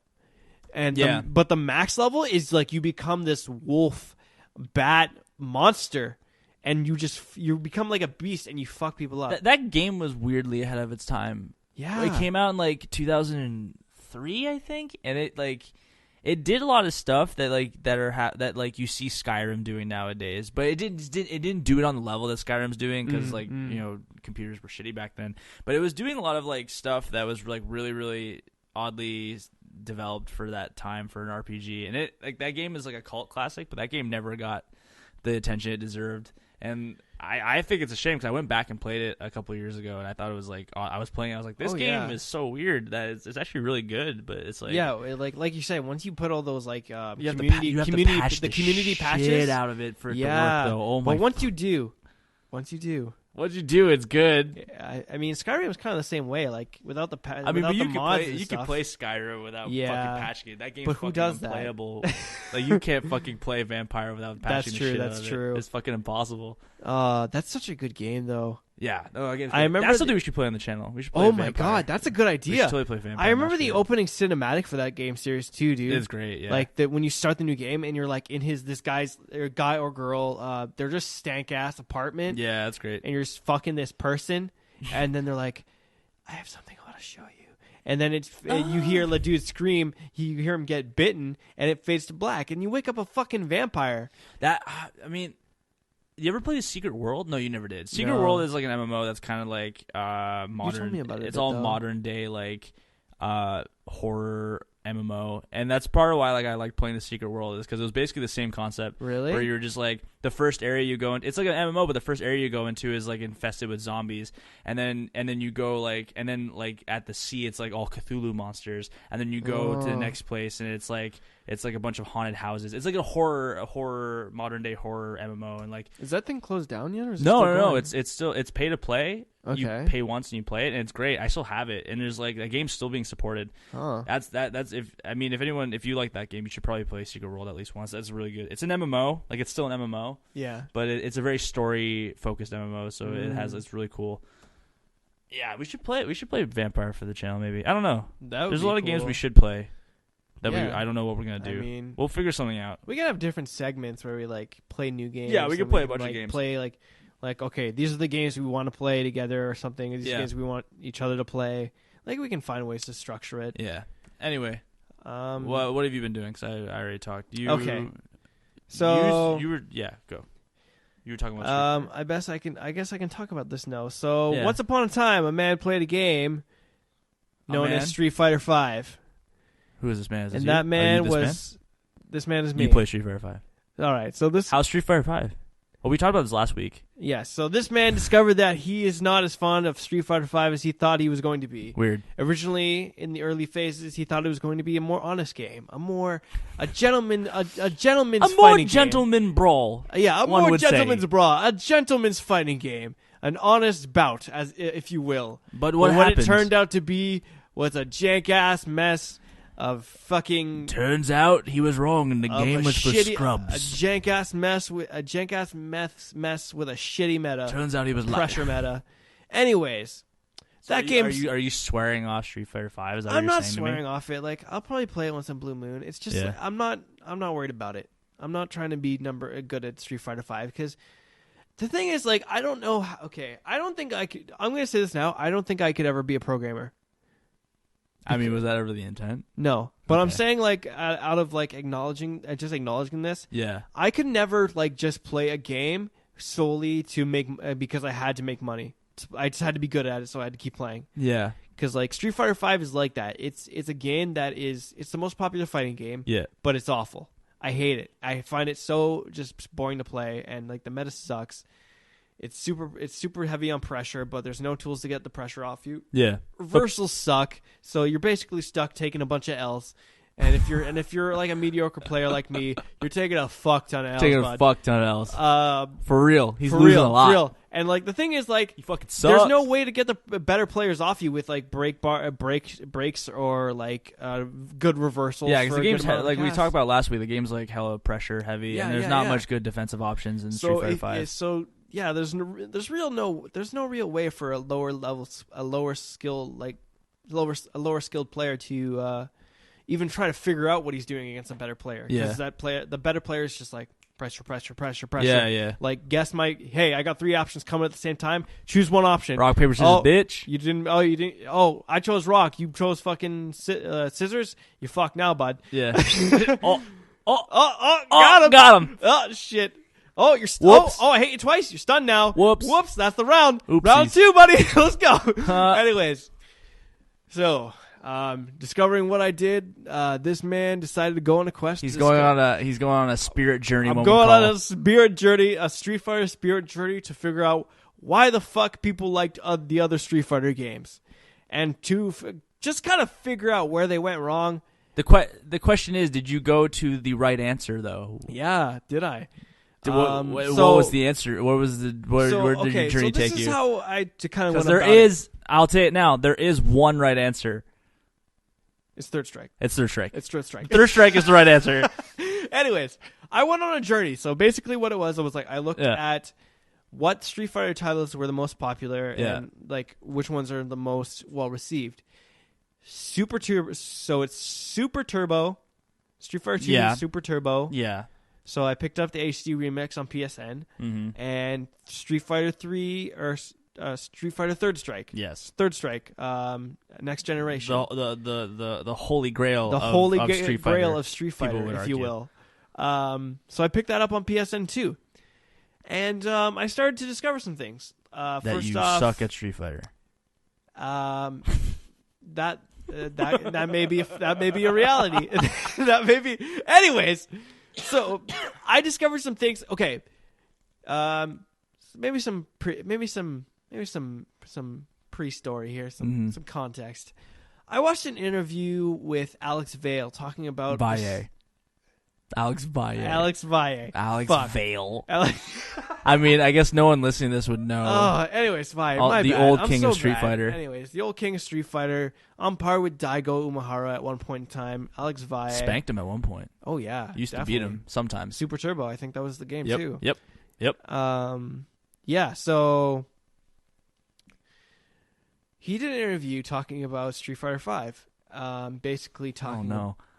Really? So, there was a segment where he was like, I hate to say it, but back in the day, oh no, none of you Street Fighter 4 or old Street Fighter 4 or newer players would ever fucking make it. Basically, like you would be out of the arcade so fast you wouldn't even have a chance. Oh no! Basically, he's throwing shots. Yeah, he's throwing shots at the new generation of Street Fighter players because they don't.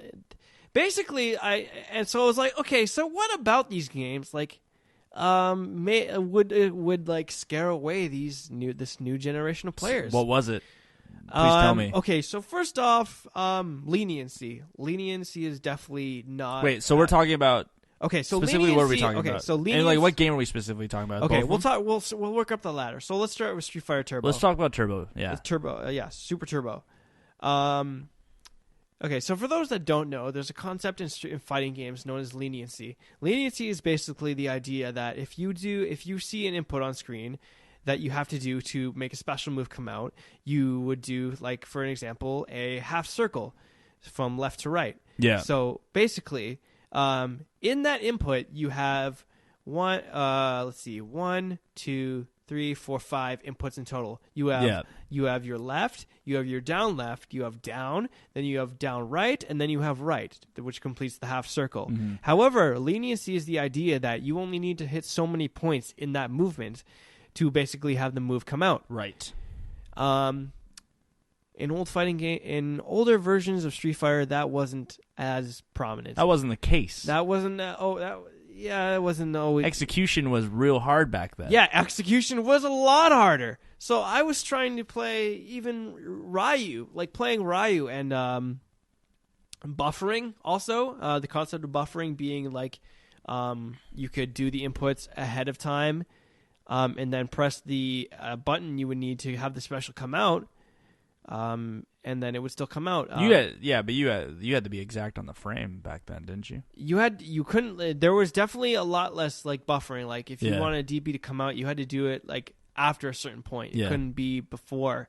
That's what I could be wrong, but like it felt harder. It definitely felt harder to do the inputs. Yeah. So that was one thing I noticed too. The Super Turbo in particular, a lot more janky. Completely. I mean, that's an old arcade / SNES game. So it's a So I can imagine playing that competitively. Super challenging. Just because your inputs need to be more on point, and the game overall is just more jank sometimes. Yeah. Like so, competitively, I can imagine trying to play that and like. I guess a new member of the FGC, for the most part, would be super frustrating to try and play that on a competitive level. Oh my god, dude! Yeah. And the thing is, Super Turbo, throws don't even work the way they traditionally do nowadays in Street Fighter games. Yeah. It was you had to hold forward and heavy punch. Mm-hmm.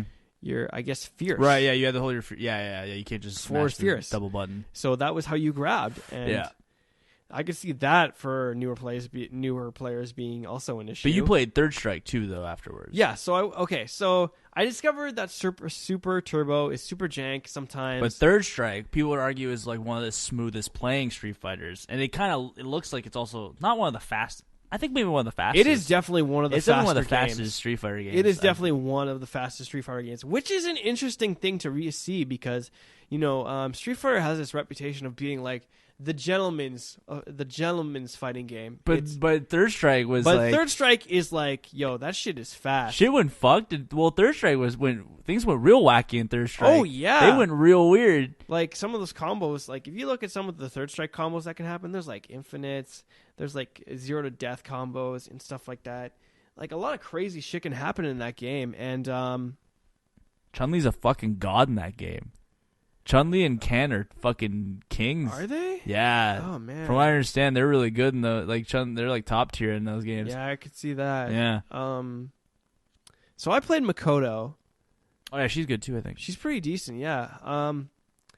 So that game's pretty interesting because, okay, so for those that haven't played Third Strike but have played other versions of Street Fighter, in Third Strike there's a mechanic called parrying. So from my understanding, parrying is a 2-frame window. Yeah. To parry moves. Yeah. Around that. Yeah, 2 frames, yeah. It's kind of difficult, but not always. Like, you can get it down. The way you execute it is that you hit block. No, it's not block. It's forward. Oh, yeah. No, yeah. You hit forward the minute that an attack hits you. Yeah. And so you have to predict the move to come out, and you have to time it really well. Mm-hmm. I mean, that's where the classic fucking Daigo... Yeah, the Daigo, number 37? Yeah, the Evo Daigo parry Evo against Daigo Jay moment. Wong, where they're the classic... Because it's super hard to hit those parries, and every character had those. If you don't play fighting games, but you want to know what we're talking about, look up Daigo Umehara versus Justin Wong... Third Strike Evo, and you will find it. It's one of the most memorable moments in fighting. He parries a bunch of moves. The point is, parrying's not the easiest thing to do. Not the easiest thing to do, but when you do it good, damn, it feels sick, and it's super satisfying to watch. Also, because you basically save yourself from awful damage. That game is interesting because it's another case where leniency isn't as prevalent yet, inputs are a bit harder, and but it's more satisfying. Yeah, it's because I've been playing it on my PSN, but I've also been playing it on my laptop just because I play on a hitbox, so I can kind of play on keyboard also, right? Yeah. There's a lot. I feel a lot more gratification playing that game in particular than I experience playing Street Fighter V right now, and I think it's in part due to the fact there's like a more technical side to it than where Street Fighter V is a very basic fighting game for the most part. Yeah. There's a lot of nuanced Street Fighter V, a lot of very nuanced tech. Yeah. But it's character specific for the most part. Usually, yeah. Third Strike is smooth as fuck. Third Strike feels good. That game plays like butter. Feels good, man. That's a beautiful game. It is. And people to this day still refer to Street Fighter Third Strike as like one of the best Street Fighter games. It definitely is. Like but it's fucking hard as fuck. It's hard. It's hard as fuck. But it's satisfying. That's the thing about it. It's hard, but it's satisfying. Yeah. I unfortunately haven't had the chance to play against any people. I wouldn't even want to play. Anyone who's still playing Third Strike online is probably way better at it than anyone will ever be. I don't know anyone who's still playing that game online. Fuck that. Fuck that. I'm gonna get into it. I'll come back eventually and talk about my experiences online. Tell me about how that ladder climb goes when you get your fucking balls spanked all over the place. Oh god. But it's yeah. I wish I could go into a detail about it without, because like the thing about Street Fighter is that it's like I'm looking into these older games to find out what they did right or what is fun about them that is lacking in Street Fighter V and why people are hating it so much. I think it's just that they tried to make it more accessible, which I think they needed to. They needed to reset. Yeah, definitely. Especially they needed to ride the momentum of esports, and they want to make the game big. So they need to make it more accessible. But then they kind of did this thing where It seems like they nerfed too many characters, and then the balancing went all whack, and then they kind of made it's a basic game, but they left some holes with characters like Nash, and they made characters like that are too aggressive. It just seems like they didn't apply enough defensive options for that game. It just seems like it's not very well thought out as a system. It doesn't seem very interesting to play on a competitive level, which I think at some point in a fighting game it needs to be competitive. It doesn't need to be like fucking Marvel versus Capcom levels of insane, but it definitely seems like it's missing some nuance now. It seems like it's clunky. It feels clunky. It is. Like oh my, dude, that game's so jank sometimes, Yeah. and not like almost. I'd say like in a kind of like I don't want to say super turbo kind of jank because. I mean, Super Turbo is just an old game. Yeah, it's just an old game. This is supposed to be like a good a 2016 Capcom title. Like I think they AAA intended game. for it to be slower, and then they kind of got out of hand. The meta is definitely not slow. Yeah, it's a rush down. Yeah. But yeah, it was Third Strike's interesting because like it's definitely not slow. It's a super fast paced. No, Street it's Fighter not. game. It's the fastest. It's a fast ass fighting game, which is great. It's a good. It's I definitely fun to noticed watch. that a lot of the characters feel unique in terms of how they play. So I think that's a factor too. Yeah. Street Fighter V is kind of has a lot of this samey feeling across the character roster. A little bit, yeah. They're because they're all playing the pressure meta, right? They're all trying to rush you down, yeah, and mix you up and get.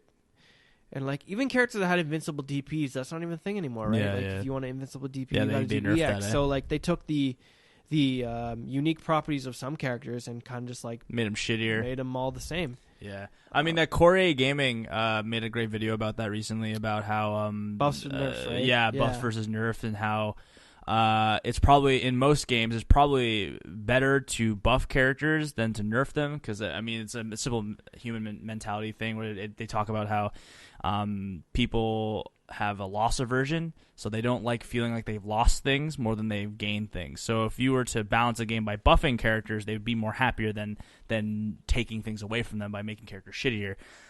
So it'd be interesting to see if in Street Fighter V, if they started, instead of nerfing characters when things are out of hand, start buffing weaker characters to kind of, I mean, a fighting game is never going to be balanced. I think that's like, the most balanced. Dream. I mean, the dream is, but there are balanced fighting games that exist, and they're not fun. Yeah, like, they're true. not interesting. Like, you can't have multiple different playstyles and characters in a fighting game and expect it to be balanced. It's impossible.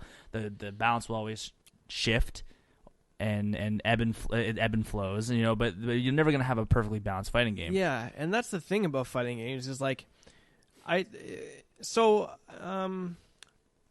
use what's a good example. Let's talk about Street Fighter 4 for a second. There are characters, so characters play differently in that game, right? But they big have roster, quite big roster. Yeah. And but the thing is, they have access. All the characters have access to tools that everyone can utilize. Yeah. Focus attack, dash cancels, or focus attack in general is a mechanic that all the characters in the roster in the cast can use. Yeah. So that kind of allows them to play around their weaknesses and stuff like that. And there's the thing about like fighting games is that you can have characters that are like on a base level weaker and strong. Some are stronger. Yeah, but you can offset that by introducing tools into the game that allow the players to kind of play around their characters' weaknesses or strengths. Yeah. Right. Yeah. That's kind of like. I mean, in some way, like you can't expect every character to be viable in a competitive game. Like it's not reasonable. And you need the weaker characters to have good characters, especially in any competitive game like that. Mm-hmm. That's why like anyone who wants I don't think anyone actually wants a purely balanced game. I think if you got a purely balanced game, it would be really boring. Yeah. That's my opinion. Well, I think there's some truth to that because, like, everyone likes to see the underdog, right? Yeah, I mean, there's fun to that, too. Like, people like seeing low-tier characters win tournaments. Sometimes that happens. You know, sometimes someone pulls it out. I think there was a team in Marvel like that was doing really well and did well at EVO that consisted of, like, three individually like low tier characters, but when he brought them together, made a really high tier team. Yeah. So that was pretty interesting. That's Marvel 3, of course. Yeah. But yeah, like I think you're right. Like even in Melee, like characters like players like Amsa who played Yoshi for the most part. Yeah. When he did well in tournaments, dude, it was so exciting. Like everyone got hyped watching the hella good Yoshi. Yeah. Right. Amongst all the high tier characters, play essentially on par with them because the player was so good. He made the character look good, right? Yeah. I mean, sometimes having bad characters in games like that is valuable. Like you kind of need the bad for the good. Yeah. That's always been the case for these kind of things.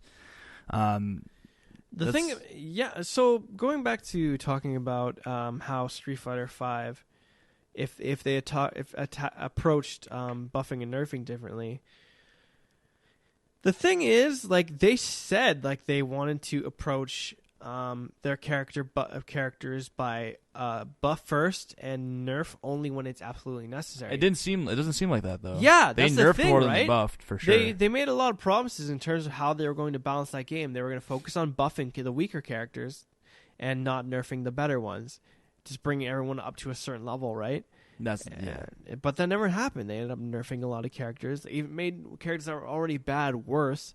Alex being an unfortunate victim of that. Yeah, poor bastard. So yeah, I've just been kind of on this journey, soul searching. The spirit quest of fighting games. Street Fighter quest to find himself in the world of fighting games. Just trying to see the what it is. Gaijin of fighting games, we'd say. Just trying to find out what it is about these older fighting games that drew people, just made people want to play them so fucking bad. You know what I mean? Next week he'll be playing Primal Fury or whatever it's called. Fatal Fury. Fatal Fury. Oh my god. And then he'll be playing Melty Blood. Oh god. And then Bloody Roar. He's gonna discover Clay Fighters next. The the classic Clay Fighter. Clay Fighters 2 on N64. Let's go. No, let's not go. Fuck that. Fuck that shit. Let's not go. Okay. Feels bad, man. All right. So what else? I mean, I can go. Are you done with this fighting games? Is there anything else you want to talk about? Because I've been playing some stuff too. I think I just want to note that like what I'm discovering, it seems, is that like all these fighting games have like layers of depth to them. Yeah.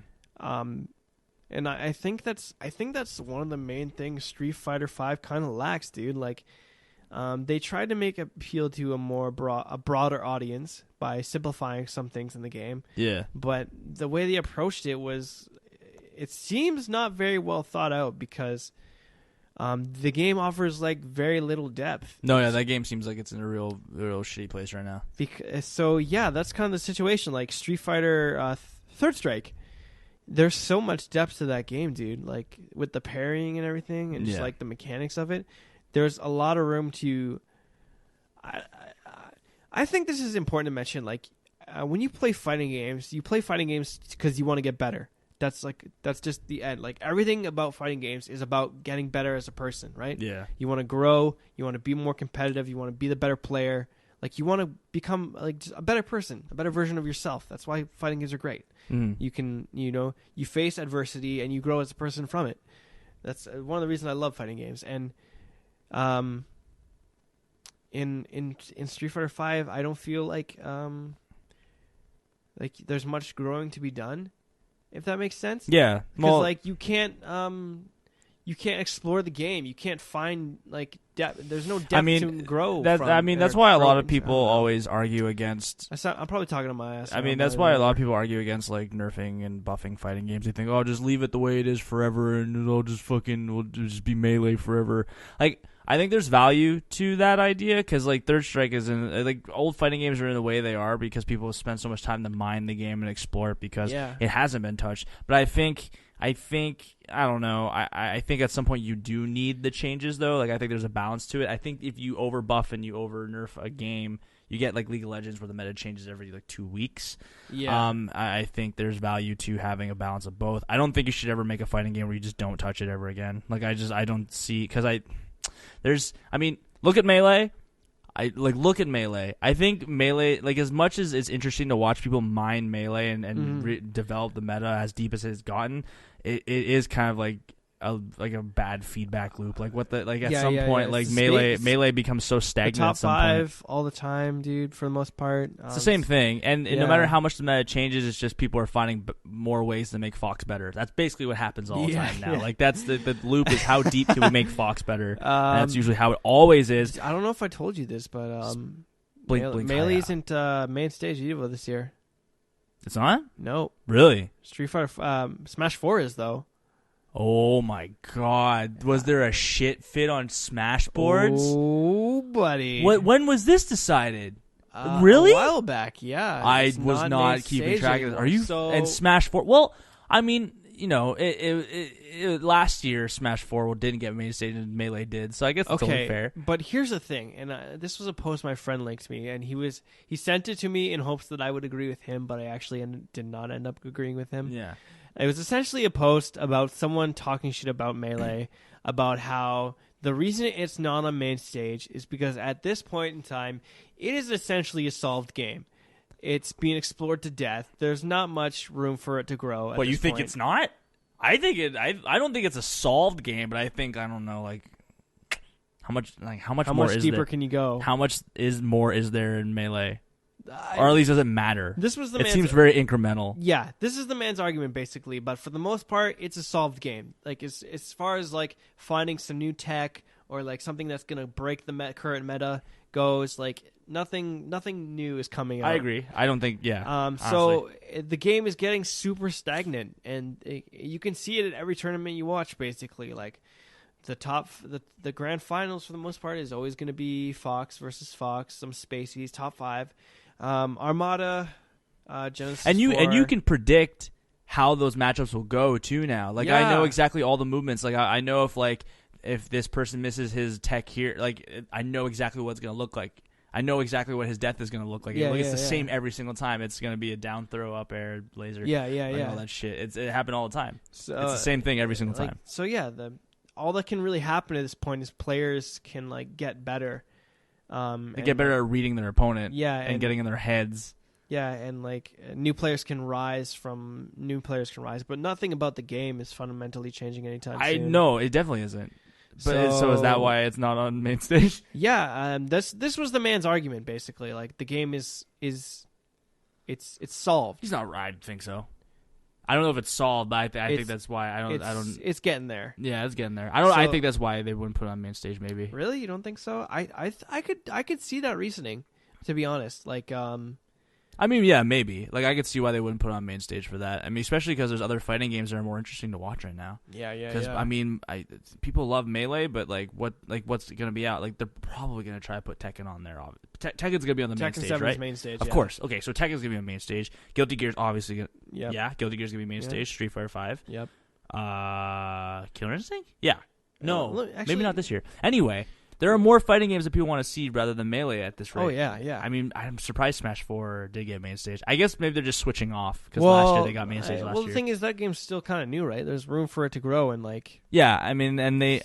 The meta's not changing, but like, like people are The thing is, like, people are still doing cool shit in that game. Like, characters are coming up because, like, after the last patch... Because it's a huge roster, too, yeah. Yeah, and, like, characters are coming up that are kind of, like...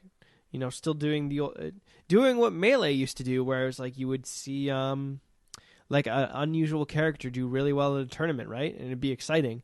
Smash 4 is kind of doing that now with their I mean, like the only like is like in Melee that's not gonna happen anymore. I mean, the most interesting thing would be that maybe there's like a mid-tier character that gets in the top 8, but I don't see them ever winning a tournament, especially with how good people are. Like, it's not gonna be interesting anymore. Like something like insane has to happen in Melee for it to Like, the only reason I think people watch Melee is because they know the backstories behind it. Like, they know the players. But I think anyone just watching Melee who isn't in the community wouldn't care anymore. Yeah. Like, they don't care to watch the game. Melee, like, you'd be bored by now. Yeah. If you didn't know the players, like, it's fun to watch the players' histories, and you like to see people meet up again. But for the most part, I don't think anyone really gives a shit. If you don't know the Melee community, you probably don't care about watching the game anymore. Did you watch Grand Finals Genesis by chance? Genesis 4 that just passed? No, I stopped watching Melee for a while now. Here's the thing. It's not Here's really the thing interesting. about this match. It was Mango versus Armada. Yeah, as usual. Yeah, As usual. or H-Box somewhere. Yeah. Armada 3-0'd Mango with his Peach. Someone's getting old. Somebody's getting real old. America's letting them down. Okay, the thing Having is too many about this, cheeseburgers. though, it wasn't like you watched this happen, and it was like a calculated science. Armada's such a robot that he made it. He's so good at the game, he made it look boring. This is how I felt because he's so good with Peach. Classic. Yeah. He's so good with Peach. Everything's so calculated, so perfect. You just so played him like a fucking flute. Yeah, so he just basically destroyed Mango because Mango's a loose cannon. He does things the way he wants sometimes, and like it doesn't always pay off. But the Armada science, the robot, was just so calculated that Mango never stood a chance. Like he just read him all the perfect times, covered all his options, and like just destroyed him. Like absolutely just decimated him. Like it was actually embarrassing. If I was a Mango fan, I'd be shook. I'd be on suicide. I feel like Mango fans are used to this by now. This is like every other tournament. It's like it's a 50-50. This was different, dude. Like, really? I wish we could. Do you want to take a break? Like, you can just watch it. Like, we can look at it and then we can. Talk. Yeah. We could take a break about now. What time is it? Well, I mean, what time are we out on the audio? 2 a.m. What time are we out on the recording? I mean, we're going on 2 hours, dude. Okay, we'll take a quick break. And we'll be back in a couple minutes. All right. After this musical interlude.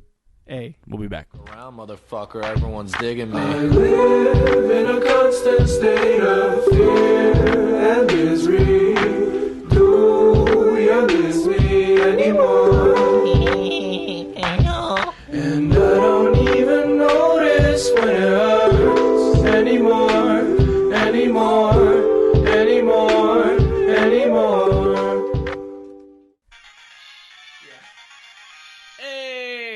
Okay, that's it. We're back. Welcome back. We're back. We're back from this break. All right, so we just... So, wait.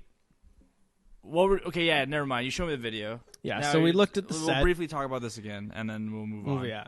So as I was saying, Melee has become a super calculated game. Yeah.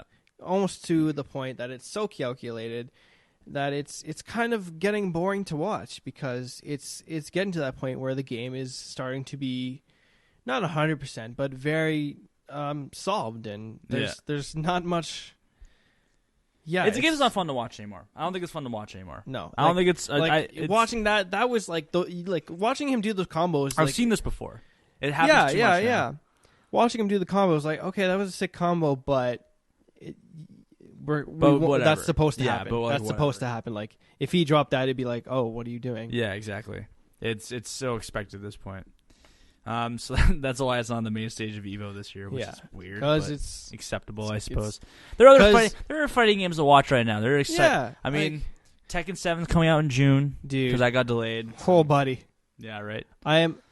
You're on the Tekken train. I'm on the Tekken train. I'm on the I want to ride all that Tekken 7 train. Yeah, of course. Dude, it looks so good. You ever shove about Tekken? It looks so good. All right. I've never been into like 3D fighters before either. That's the thing. I grew up on 3D fighters. That was the Virtua Fighter boys. I grew up on Virtua Fighter. At the pool hall. Yeah, I used to play it at the pool hall all the time because they had the Virtua Fighter cabinet, and then I played it all the time. My mom didn't want me to play at that pool hall all the time because she thought she was like there are drugs there all the. She just assumed there were drugs there. I don't know why. There were no drugs there. It was a pizza place, and then she got I mean, there probably was realistically, but we were like, you were young. You probably were just not noticing things. I really I always played Virtua Fighter on the cabinet there, and then my mom was so sick of me going there that she went to the store, the video game rental store in town when those still existed, and she had rented Virtua Fighter 2 on the Dreamcast, and she came I was playing it on the cab.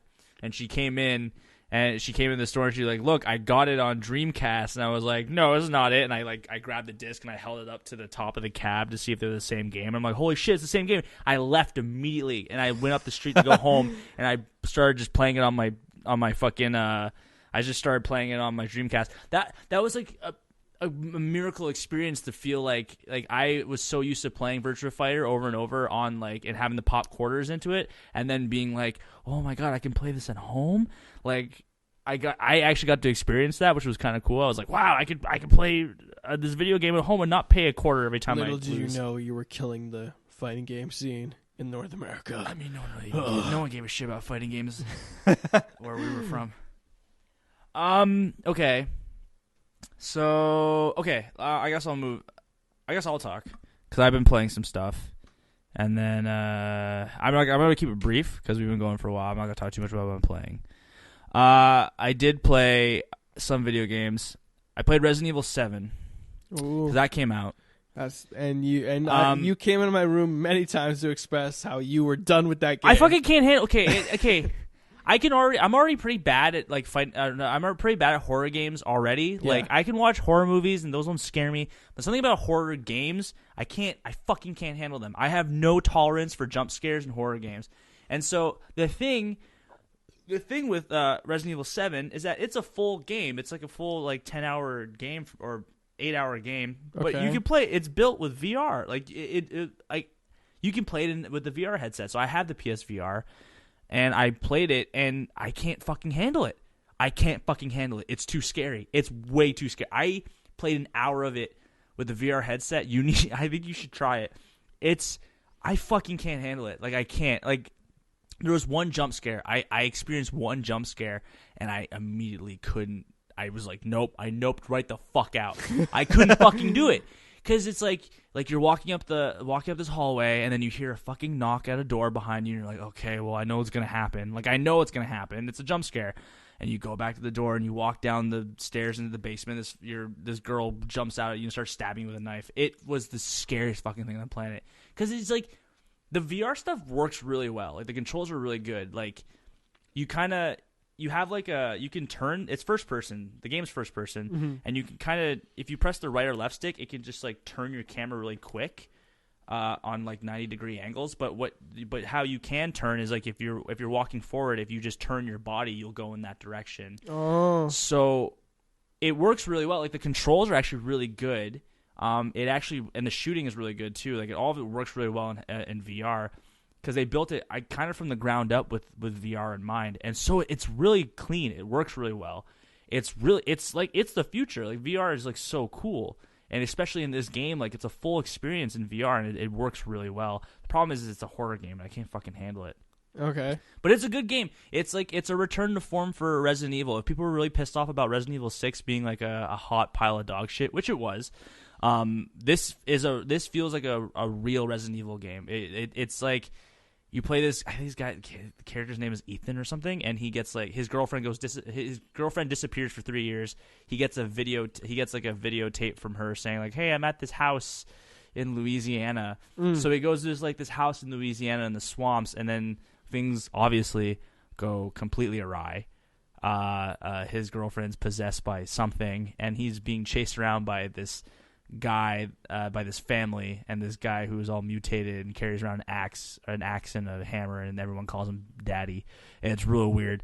But it feels like an old Resident Evil game. Like, it has a lot of references to Resident Evil 1, where Resident Evil 1, you're in a mansion, and you're stuck in this mansion, and you're kind of running around solving puzzles and trying to get through the mansion while being chased by zombies. Yeah. That's basically what's happening in this game. It's in first person, you're running around this mansion trying to solve puzzles and not get murdered by So Daddy. Can I ask you a question about this game? Yeah. This just happens to do... Okay, so I've played Resident Evil 1. I bought it on PSN a while ago, and I was playing it, and it was... I don't know if we talked about this previously. It was terrifying. It's pretty scary. It's still a scary game. It has a lot of jump scares, like the dog jumping through the fucking... Yeah! That's the first jump scare ever. The thing is, I feel like the controls also made it scary. Because the tank controls really enhance how terrifying that game is. Because it makes you feel helpless. Yeah, I mean that was kind of the point of horror games back in the day, is that the controls is in Silent Hill too. They're very cumbersome, but it's kind of on purpose.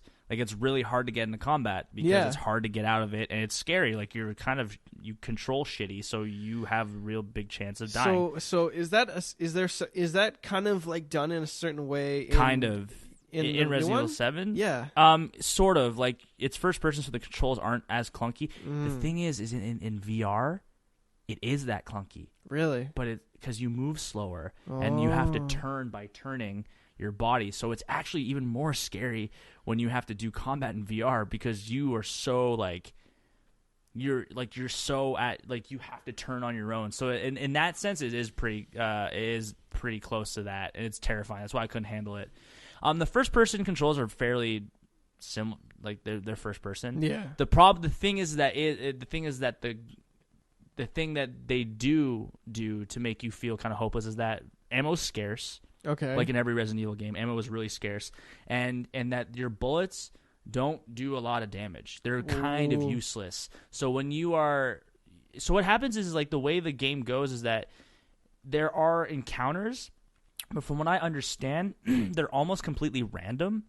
So you're being chased by this family in this mansion, but the encounters happen kind of randomly generated. So a lot of people have different experiences when they play this game. So from what I understand, like you're kind of in this mansion, and the daddy can pop up whenever he chooses to, and he'll approach you in different ways. Sometimes he'll just smash a wall open, and he'll just like you'll be just standing there, and he'll just break through a wall. And you're like, fuck, okay, I guess. And the only way to run away from him is you hide, and he doesn't find you, or you run into a safe room. But the thing is that your bullets do like no fucking damage to him. So really, your only option is to run away. Okay. And so it is kind of really tense in that sense that you really have no other choice but to run. It's very reminiscent of kind of the new wave of horror games that have come out since Descent came out. It's kind of similar to that kind of gameplay loop. But it's in Resident Evil, and I think it works really well. But it is very similar to games like Descent and things like that. It definitely feels like a Resident Evil game, though. It feels like Resident Evil 1. It feels like old Resident Evil games. Okay, yeah, because that's the thing I was wondering about. Like, and with the experience I had in Resident Evil 1, where it was the feeling of fear was created out of not only those jump scares, but the tank controls made you feel so helpless at times. So I was wondering, like, how they did that, like how they made that feeling of helplessness and fear really return. They definitely do it. Like, it works really well. It's a really scary game. It's really hard to play. It's very stressful, and it's good. It's a really good Resident Evil game that is really surprising. Like Capcom did really well with this one. I was skeptical on the new Resident Evil game, especially what they were doing with it. It was so different. Street Fighter. Resident Evil happened, I guess. I was really surprised how good it is. I would say you should probably try it on VR. You should probably try it at some point. Should we record it? Maybe that might be a good idea. Know. It's really scary. It's really hard. I mean, I can't handle it, but maybe you can. Play it in the dark. Get a single lamp lit. Dude, well, I mean, you have the headset on, so you won't be able to see anything anyway. That's true. But it's really good. It's a good Resident Evil game, and I haven't spent enough time in it, but it's so far it's pretty good. I want to keep playing it. It's apparently only like 8 hours long, so I might actually go back and pick it up and finish it. I also been playing. I got Yakuza 0, which is I didn't play it yet, but the Yakuza games are really good and they're really rare, so I bought them. I bought it when it came out. I'm playing. So Digimon World just came out, and it's this really bad Digimon game. Okay. And I haven't played it yet. It's bad, but I feel like I should get it. I've been playing a Digimon game that came out last year called Digimon Cyber Sleuth, which is the Digimon game everyone ever wanted. Everyone wanted this game because it's basically Pokemon, but it's with Digimon. Okay. It's really good. And I put like 20 hours into it already, and I've just been playing it because it's really great. You just you catch Digimon, and then you evolve them, and you get I love Digimon more than Pokemon. No, definitely. And the interesting thing about Digimon is I felt like the wave of popularity was just as significant as it was for Pokemon, but it just didn't pick up as well in North America as Pokemon did. And the thing is, it had a better story. I always wondered why. Definitely the original cartoon. All of them, way better. Season 3 is still my favorite Digimon season ever. It's the best show ever. What was that? That was the Digimon more edgy Tamers one, with the card right? game. Yeah, it was that one. The thing about Digimon 3 Tamers is really interesting. Is that it was done by the director who did the anime Serial Experiments Lane. Mm-hmm. It's this really whacked out anime about it's really weird and abstract. And that guy was hired to do Digimon. He was like, okay, if I get to do Digimon, I'm gonna make it like I'm gonna make it like Serial Experiments Land. So I'm gonna make it like really, really like abstract and depressing. And it's like Digimon season 3 was like. It was a kids show, but there was like Digimon would die, and people would get. Yeah, it was really edgy. It was really edgy, but it was the best season. That's true.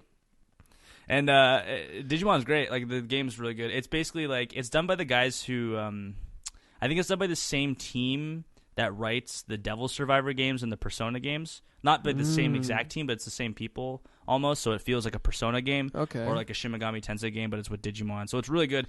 It basically you're like a kid who gets attacked by like this infected virus thing in the digital world, and his body, like everyone can go into the digital world or something. It's just like internet. It's like Mega Man Battle Network almost, where you can go into the internet, and everyone. That's how they go into the internet, is that they physically go into it. And he loses his connection with his body, so he becomes like this Digimon cyber sleuth. So he's working with this detective agency, and you just basically spend the whole game solving crimes.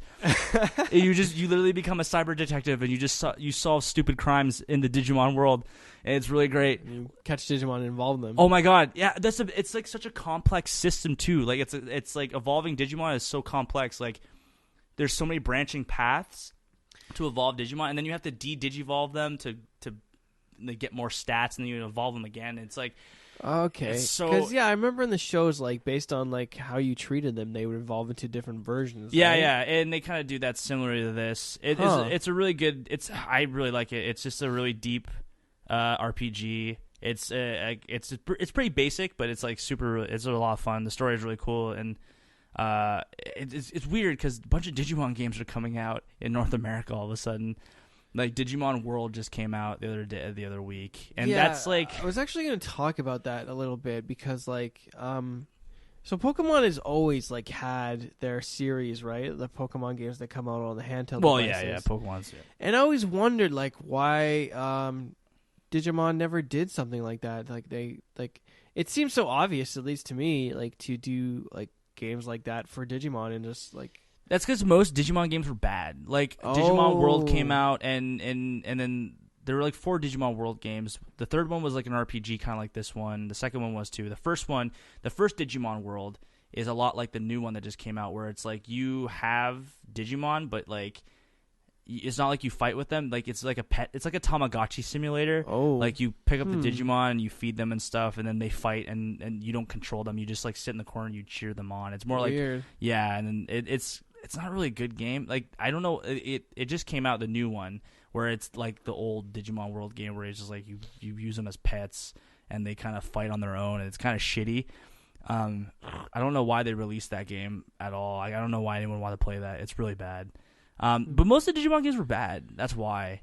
Like, really? That's so interesting. I wonder why they just didn't like. Not that like I approve of this kind of like approach to game making, but why they just didn't like look at what Pokemon was doing and just be like, we can do that with Digimon. Like, why not? I don't know. It seemed like such a. Like, they kind of did, but yeah, they would have been smart. But they did it with Cyber Sleuth. That's why it's really good. Oh, okay. And it's on the. Yeah. It was on the Vita too, so people and it has online battles and stuff. So it is kind of like similar. I hope they make another one of the Cyber Sleuth games because they're really good. I also been playing. I played. I always thought Digimon like overall was just like. Digimon's cooler. Digimon was always cooler than Pokemon. On, let's be honest, people. Like Pokemon are neat. Digimon was where it was at, like because it actually like those shows actually had like a story, and they had like because when I was a kid, like that Digimon always appealed to me more because it was like telling stories, and I was more interested. It was like it had its up. It had its climactic point in the season. Yeah, and it would come down. I was way more invested in the characters in that show than I was in Pokemon. Like Pokemon was the same thing every time. I didn't really care. But Digimon, like I remember first time watching Digimon, going like, "Wow, this is like kind of weird." They're talking about like things I don't hear about in cartoons. Like I was used to cartoons, and then they started talking about like death, and they were actually talking about like really serious things. And as a kid, I was surprised to even hear to have a show like a kid show. Like, because I was used to Pokemon. Like, I thought it would be like Pokemon, but it was totally not. And I got really hooked on it. The original, because the original Digimon series, like, closer to the end got dark. Definitely like, Season 3 got real dark. Yeah. Because Digimon were dying, and people were dying, and it was real. The villain was, like, he was evil as fuck. Yeah. Like, And like the thing about that, like, is that show, that original Digimon show. If you missed an episode, you actually missed something. I found. Yeah, with they had a canonical story. Yeah, with Pokemon, like if you missed an episode, it didn't matter. Yeah, it was episodic. like, that's why. Yeah. Yeah, it was like. So yeah, I definitely agree that overall, like Digimon was a better series. I agree. Um, I'm glad that but they're releasing Digimon games on again. the topic of Digimon, you don't like the new Tri series of Digimon for Digimon. Oh, that's what new Tri series is boring as fuck. I fell asleep watching it because I don't know what they were doing with it. It looks nice, but it's like really boring. Like the story was really boring, and that's is so it still funny. going on? I think that's so it's so funny because like No, I it's thought fine. it's funny because like what you wanted out of it was totally different from what I wanted. I just think it was boring. Yeah, because like I think you said you wanted kind of more of the same. You wanted like adventures and stuff like that, but it was really just like the Digimon Masters as adults. I think it was just the pace of it was too slow, and nothing was really happening. It does pick up. I figured it does pick up, but it didn't Takes pick too up. long. It really did not pick up fast enough. No, Yeah. not at all. For me, not for me at least. All right, so we can stop talking about Digimon now, I guess, or unless Yeah, I'm trying to think what else. I feel like I played something else, but I don't remember. Oh no, right, I know what I played. I'm gonna talk about this a little bit. You ever hear of a game called 2064 Read Only Memories, or ROM Read Only Memories? Nope. Okay, so it's sort of like, you probably don't know what Snatcher is. Do not. Yeah, okay. So before Hideo Kojima made Metal Gear Solid, he made a game called Snatcher that was on the Sega CD, I believe. And it was kind of like a game that was like Blade Runner, where it was like kind of like almost like a visual novel game, detective game, and it was like it was really cool. It had a really cool aesthetic. It was like 32-bit, and it was like this cool anime art style, and you would go around just solving mysteries.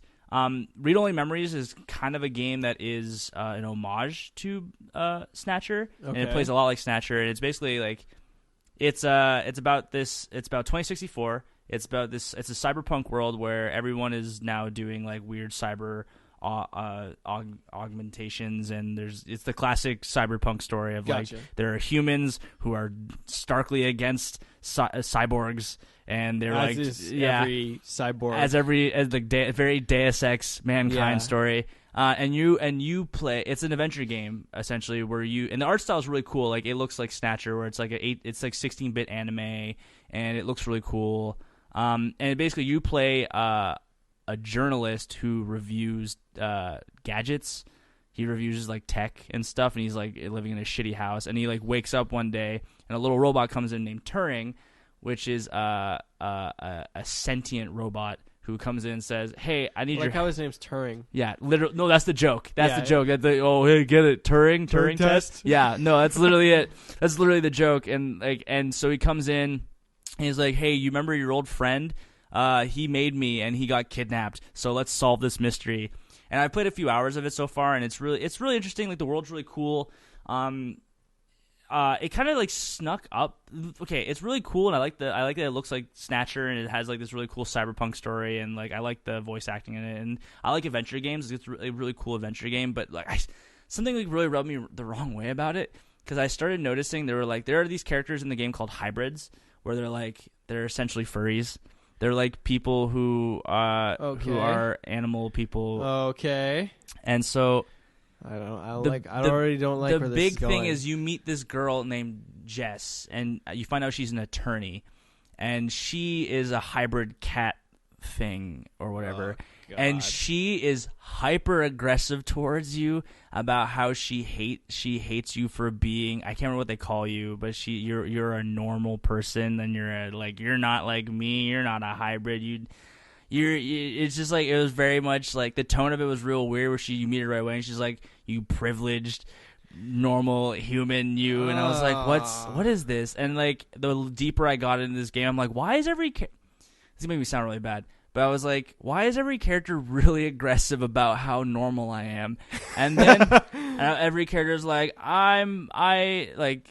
they do some stuff where they play around with the pronouns. They do less. I did some research. I really quickly realized that the guy who made the game is like, really into kind of Tumblr stuff. Ooh, So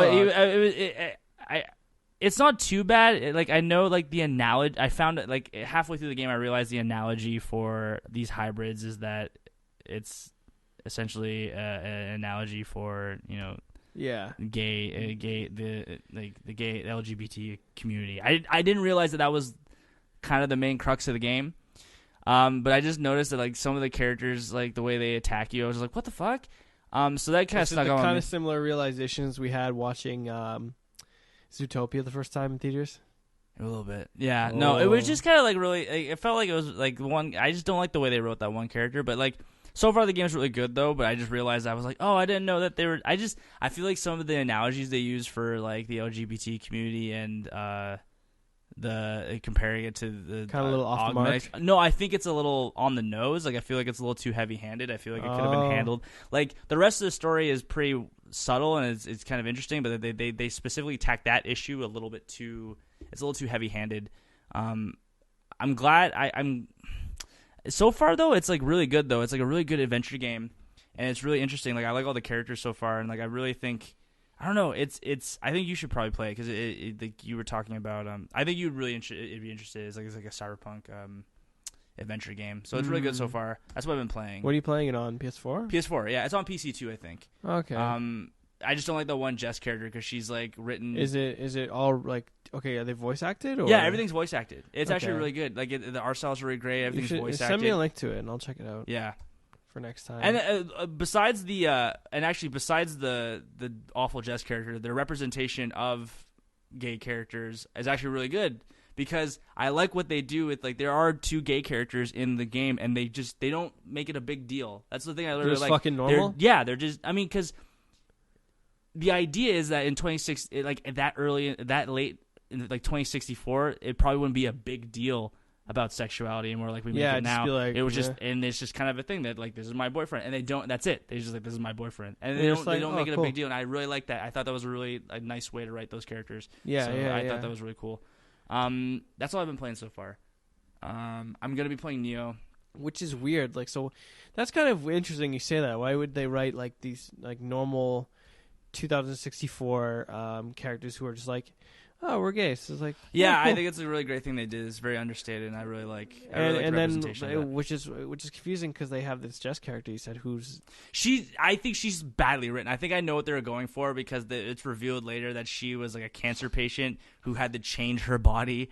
She had to get those implants so she could be normal in the rest of the world, so she wouldn't die. So she had to replace her skin to be her character's written stupid. She's like, I had cancer, I had to replace my skin with wolf skin. I was like, okay, all right. Oh, okay. What? I'm like, that's a little ham-fisted.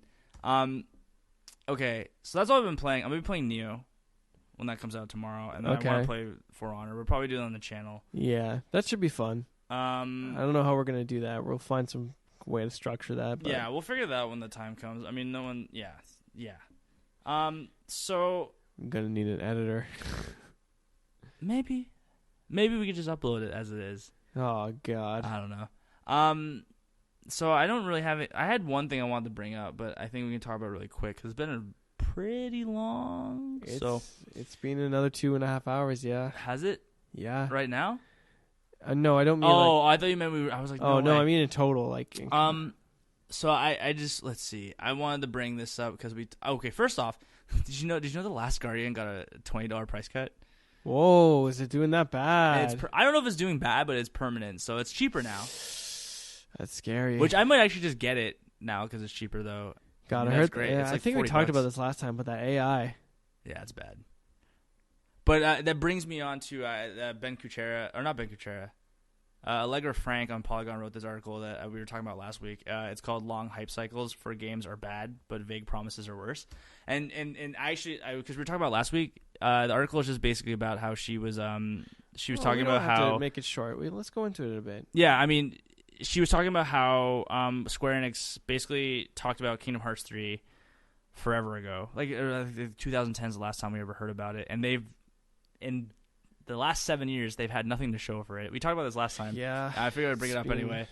And what she went on about is actually essentially it's just that like if these long release cycles and the fact that like there's little to no information about these games is almost a detriment to it. Like, do you think about like, I feel like it's repeated last week, but like, think about like Kingdom Hearts. We don't know anything about that game, No, we don't still, and like, and it's terrifying. right? I think it's. I am so set on thinking it's going to be bad. I don't know if that's healthy, but But like, the thing is, I wonder is like, because you look at games like The Last Guardian, Final Fantasy 15, they came out after such a long development cycle, and they came out decent. Like, they weren't awful games, but like, can you imagine? Like, the thing is, like, why even talk? Like, if you're not going to show anything, like, I had this problem with Kingdom Hearts 3. Is like, if you're not going to show enough, why do we even care at this point? yeah. Like, what's even like, the point of caring at this point? Like I remember specifically like they showed when they first showed it off their very first time at holy shit, I'm blanking on it. I'm so tired. E3. At E3, thank you. Yeah. So tired. It wasn't even actual gameplay. It was a cinematic gameplay look into what it would play like essentially. Yeah. It wasn't even real gameplay, and I was like, why did you even show that? Yeah. Like you clearly had nothing. You were just like, I often wonder, like, if it's been this long, how do you have nothing to show yet? Or why won't you show Yes. anything? Like, it's like a thing that comes up in the game industry is that it's so secretive. It's almost impossible to care about games anymore sometimes when they like, you know, when like games are announced, if it's not 100% sure it's coming out, like it's almost, you have no reason to care. yeah, Especially if they're not going to be very vocal about showing you what the game is. Like, especially in cases like Kingdom Hearts 3. And you remember that game like Cyberpunk 2077 that everyone got Yes. freaked out about a long time ago? Like, where is that? it, I think, canceled? Really? Probably. But like, this Wow. is what I mean. Like, at some point, why even show these trailers and not talk about the game? Like, at least not openly. That's the problem I always have with game development is that they don't openly talk. Like, it's such a secret thing that you don't get to know about these games. Like, why not talk about these games more openly? Like, it happens every single time. How does Kingdom Hearts 3, for example, not have anything to show after 7 years? Not anything. No gameplay. The closest to gameplay is like vaguely pre-rendered footage, and that's it. Why would anyone care? There's been some like gameplay, but it's the same stuff over and over again. It's nothing new.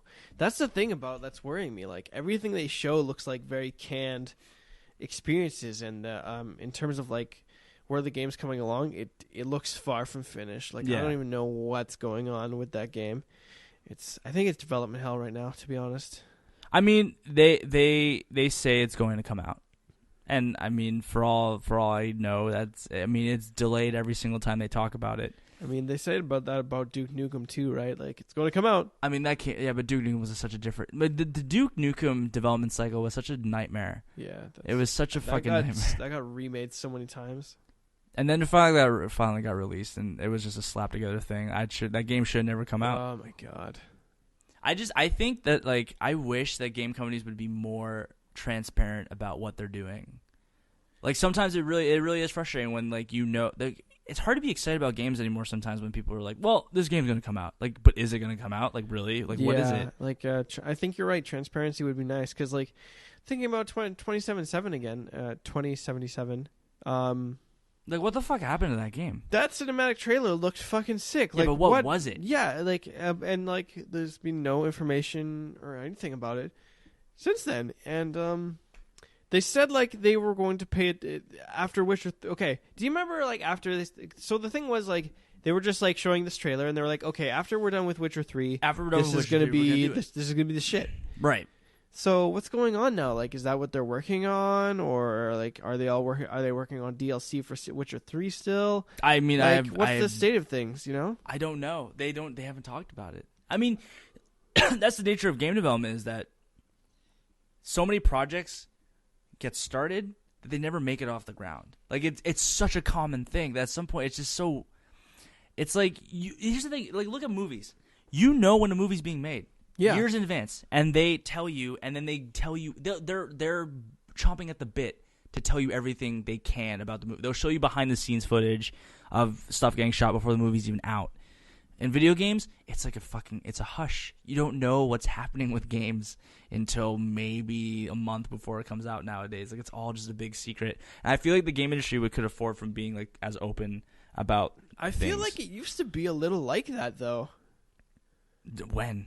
like back in the day, like I don't know, you used to get demos and like I remember getting like PlayStation. You remember the PlayStation magazines? They have And demo you get discs. the discs. You get the demo discs, but Yeah. you'd also have on there there'd be talks and stuff about games coming out, Yeah. and what kind of things were going into those games, right? Yeah. I felt like that used to be a thing, and like it kind of disappeared. I don't know. I feel like the game industry has always been really secretive and labyrinthian for no reason. It's just such a really confusing thing. I don't understand why.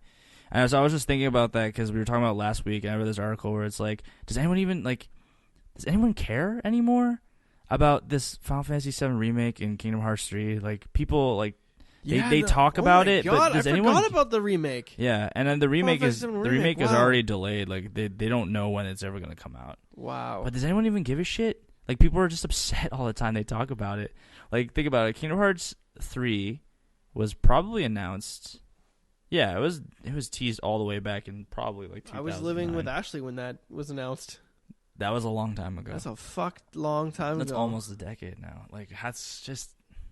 I don't know. I've been thinking about it. It's just, like, really weird. I just don't know. I don't know. I just think it ruins the... Like, I don't think anyone cares. I don't think people are impatient, but at some point it's like... Don't talk about it if you're not going to show more, like if it's been in development this long, you should show as much as you can instead of just like leaving people in the dark, or don't say anything about it, because all it does is piss people off. Like, I was pissed. At some point for The Last Guardian, I stopped caring. I think I talked about this last week. I just stopped giving a shit, and now it's out. No one cares now. I mean, people care. I mean, the game's apparently good, sort of. I don't know. I have to try it. Now that it's cheaper, I'll probably try it. Yeah. Yeah, no, it's $40, $50 now, $40. Why not? Okay. But yeah, I think that's all I really got now. There's not really. I think we talked about quite a lot. It's been a long podcast again. We did it again. I didn't intend to go this long. We did this. I think this is gonna. I feel like this is gonna end up being bi-weekly. Bi-weekly? Why? Because we were supposed to record last week, right? Well, we're just doing it this week. I don't know.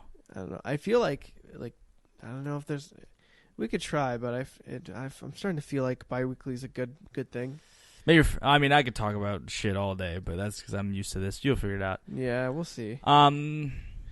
But yeah, that's all. I think that's all for today. I think we went on pretty long talking about horse shit. Yeah. So thanks for tuning in, anyone that's listening. If you haven't, please subscribe to our YouTube channel. Yeah. So you can get the sickest updates about what's happening with Beyond the Tree Line. I don't know. I don't know about sickest updates. The sickest, the dankest memes of updates. There's no dank meme updates. The channel is Beyond the Tree Line. You can find us on YouTube. We have episode 1 up there. You can subscribe to us. You can like us. You can. Yes, please. I don't know. Please leave them comments. I mean, leave comments. I guess I don't know if anyone's actually listening to this. Probably no one is. But can we? Never mind. Can we what? What can we do? I was gonna yell and scream. Can we get no, not again. 500,000 likes on this Fuck video. off! No, don't chill. You piece. I'm not doing this shit. Oh, yeah, it's Beyond the Tree Line. Thank you guys again for listening. If anyone is listening to this, it was another good 2 hours. Please spread the word. Yeah, spread the word. Share us on social medias. I don't know. On your Twitters. But that's episode 2. On your Facebooks. That's episode 2, Beyond the Tree Line. Yep, that's the end of it. I'm Matthew McMillan. I'm Elijah Renault. And thank you very much. Enjoy your evening. Or nighttime. Or night times, or whatever time you're listening to this at. Especially you. Peace out. Thank you.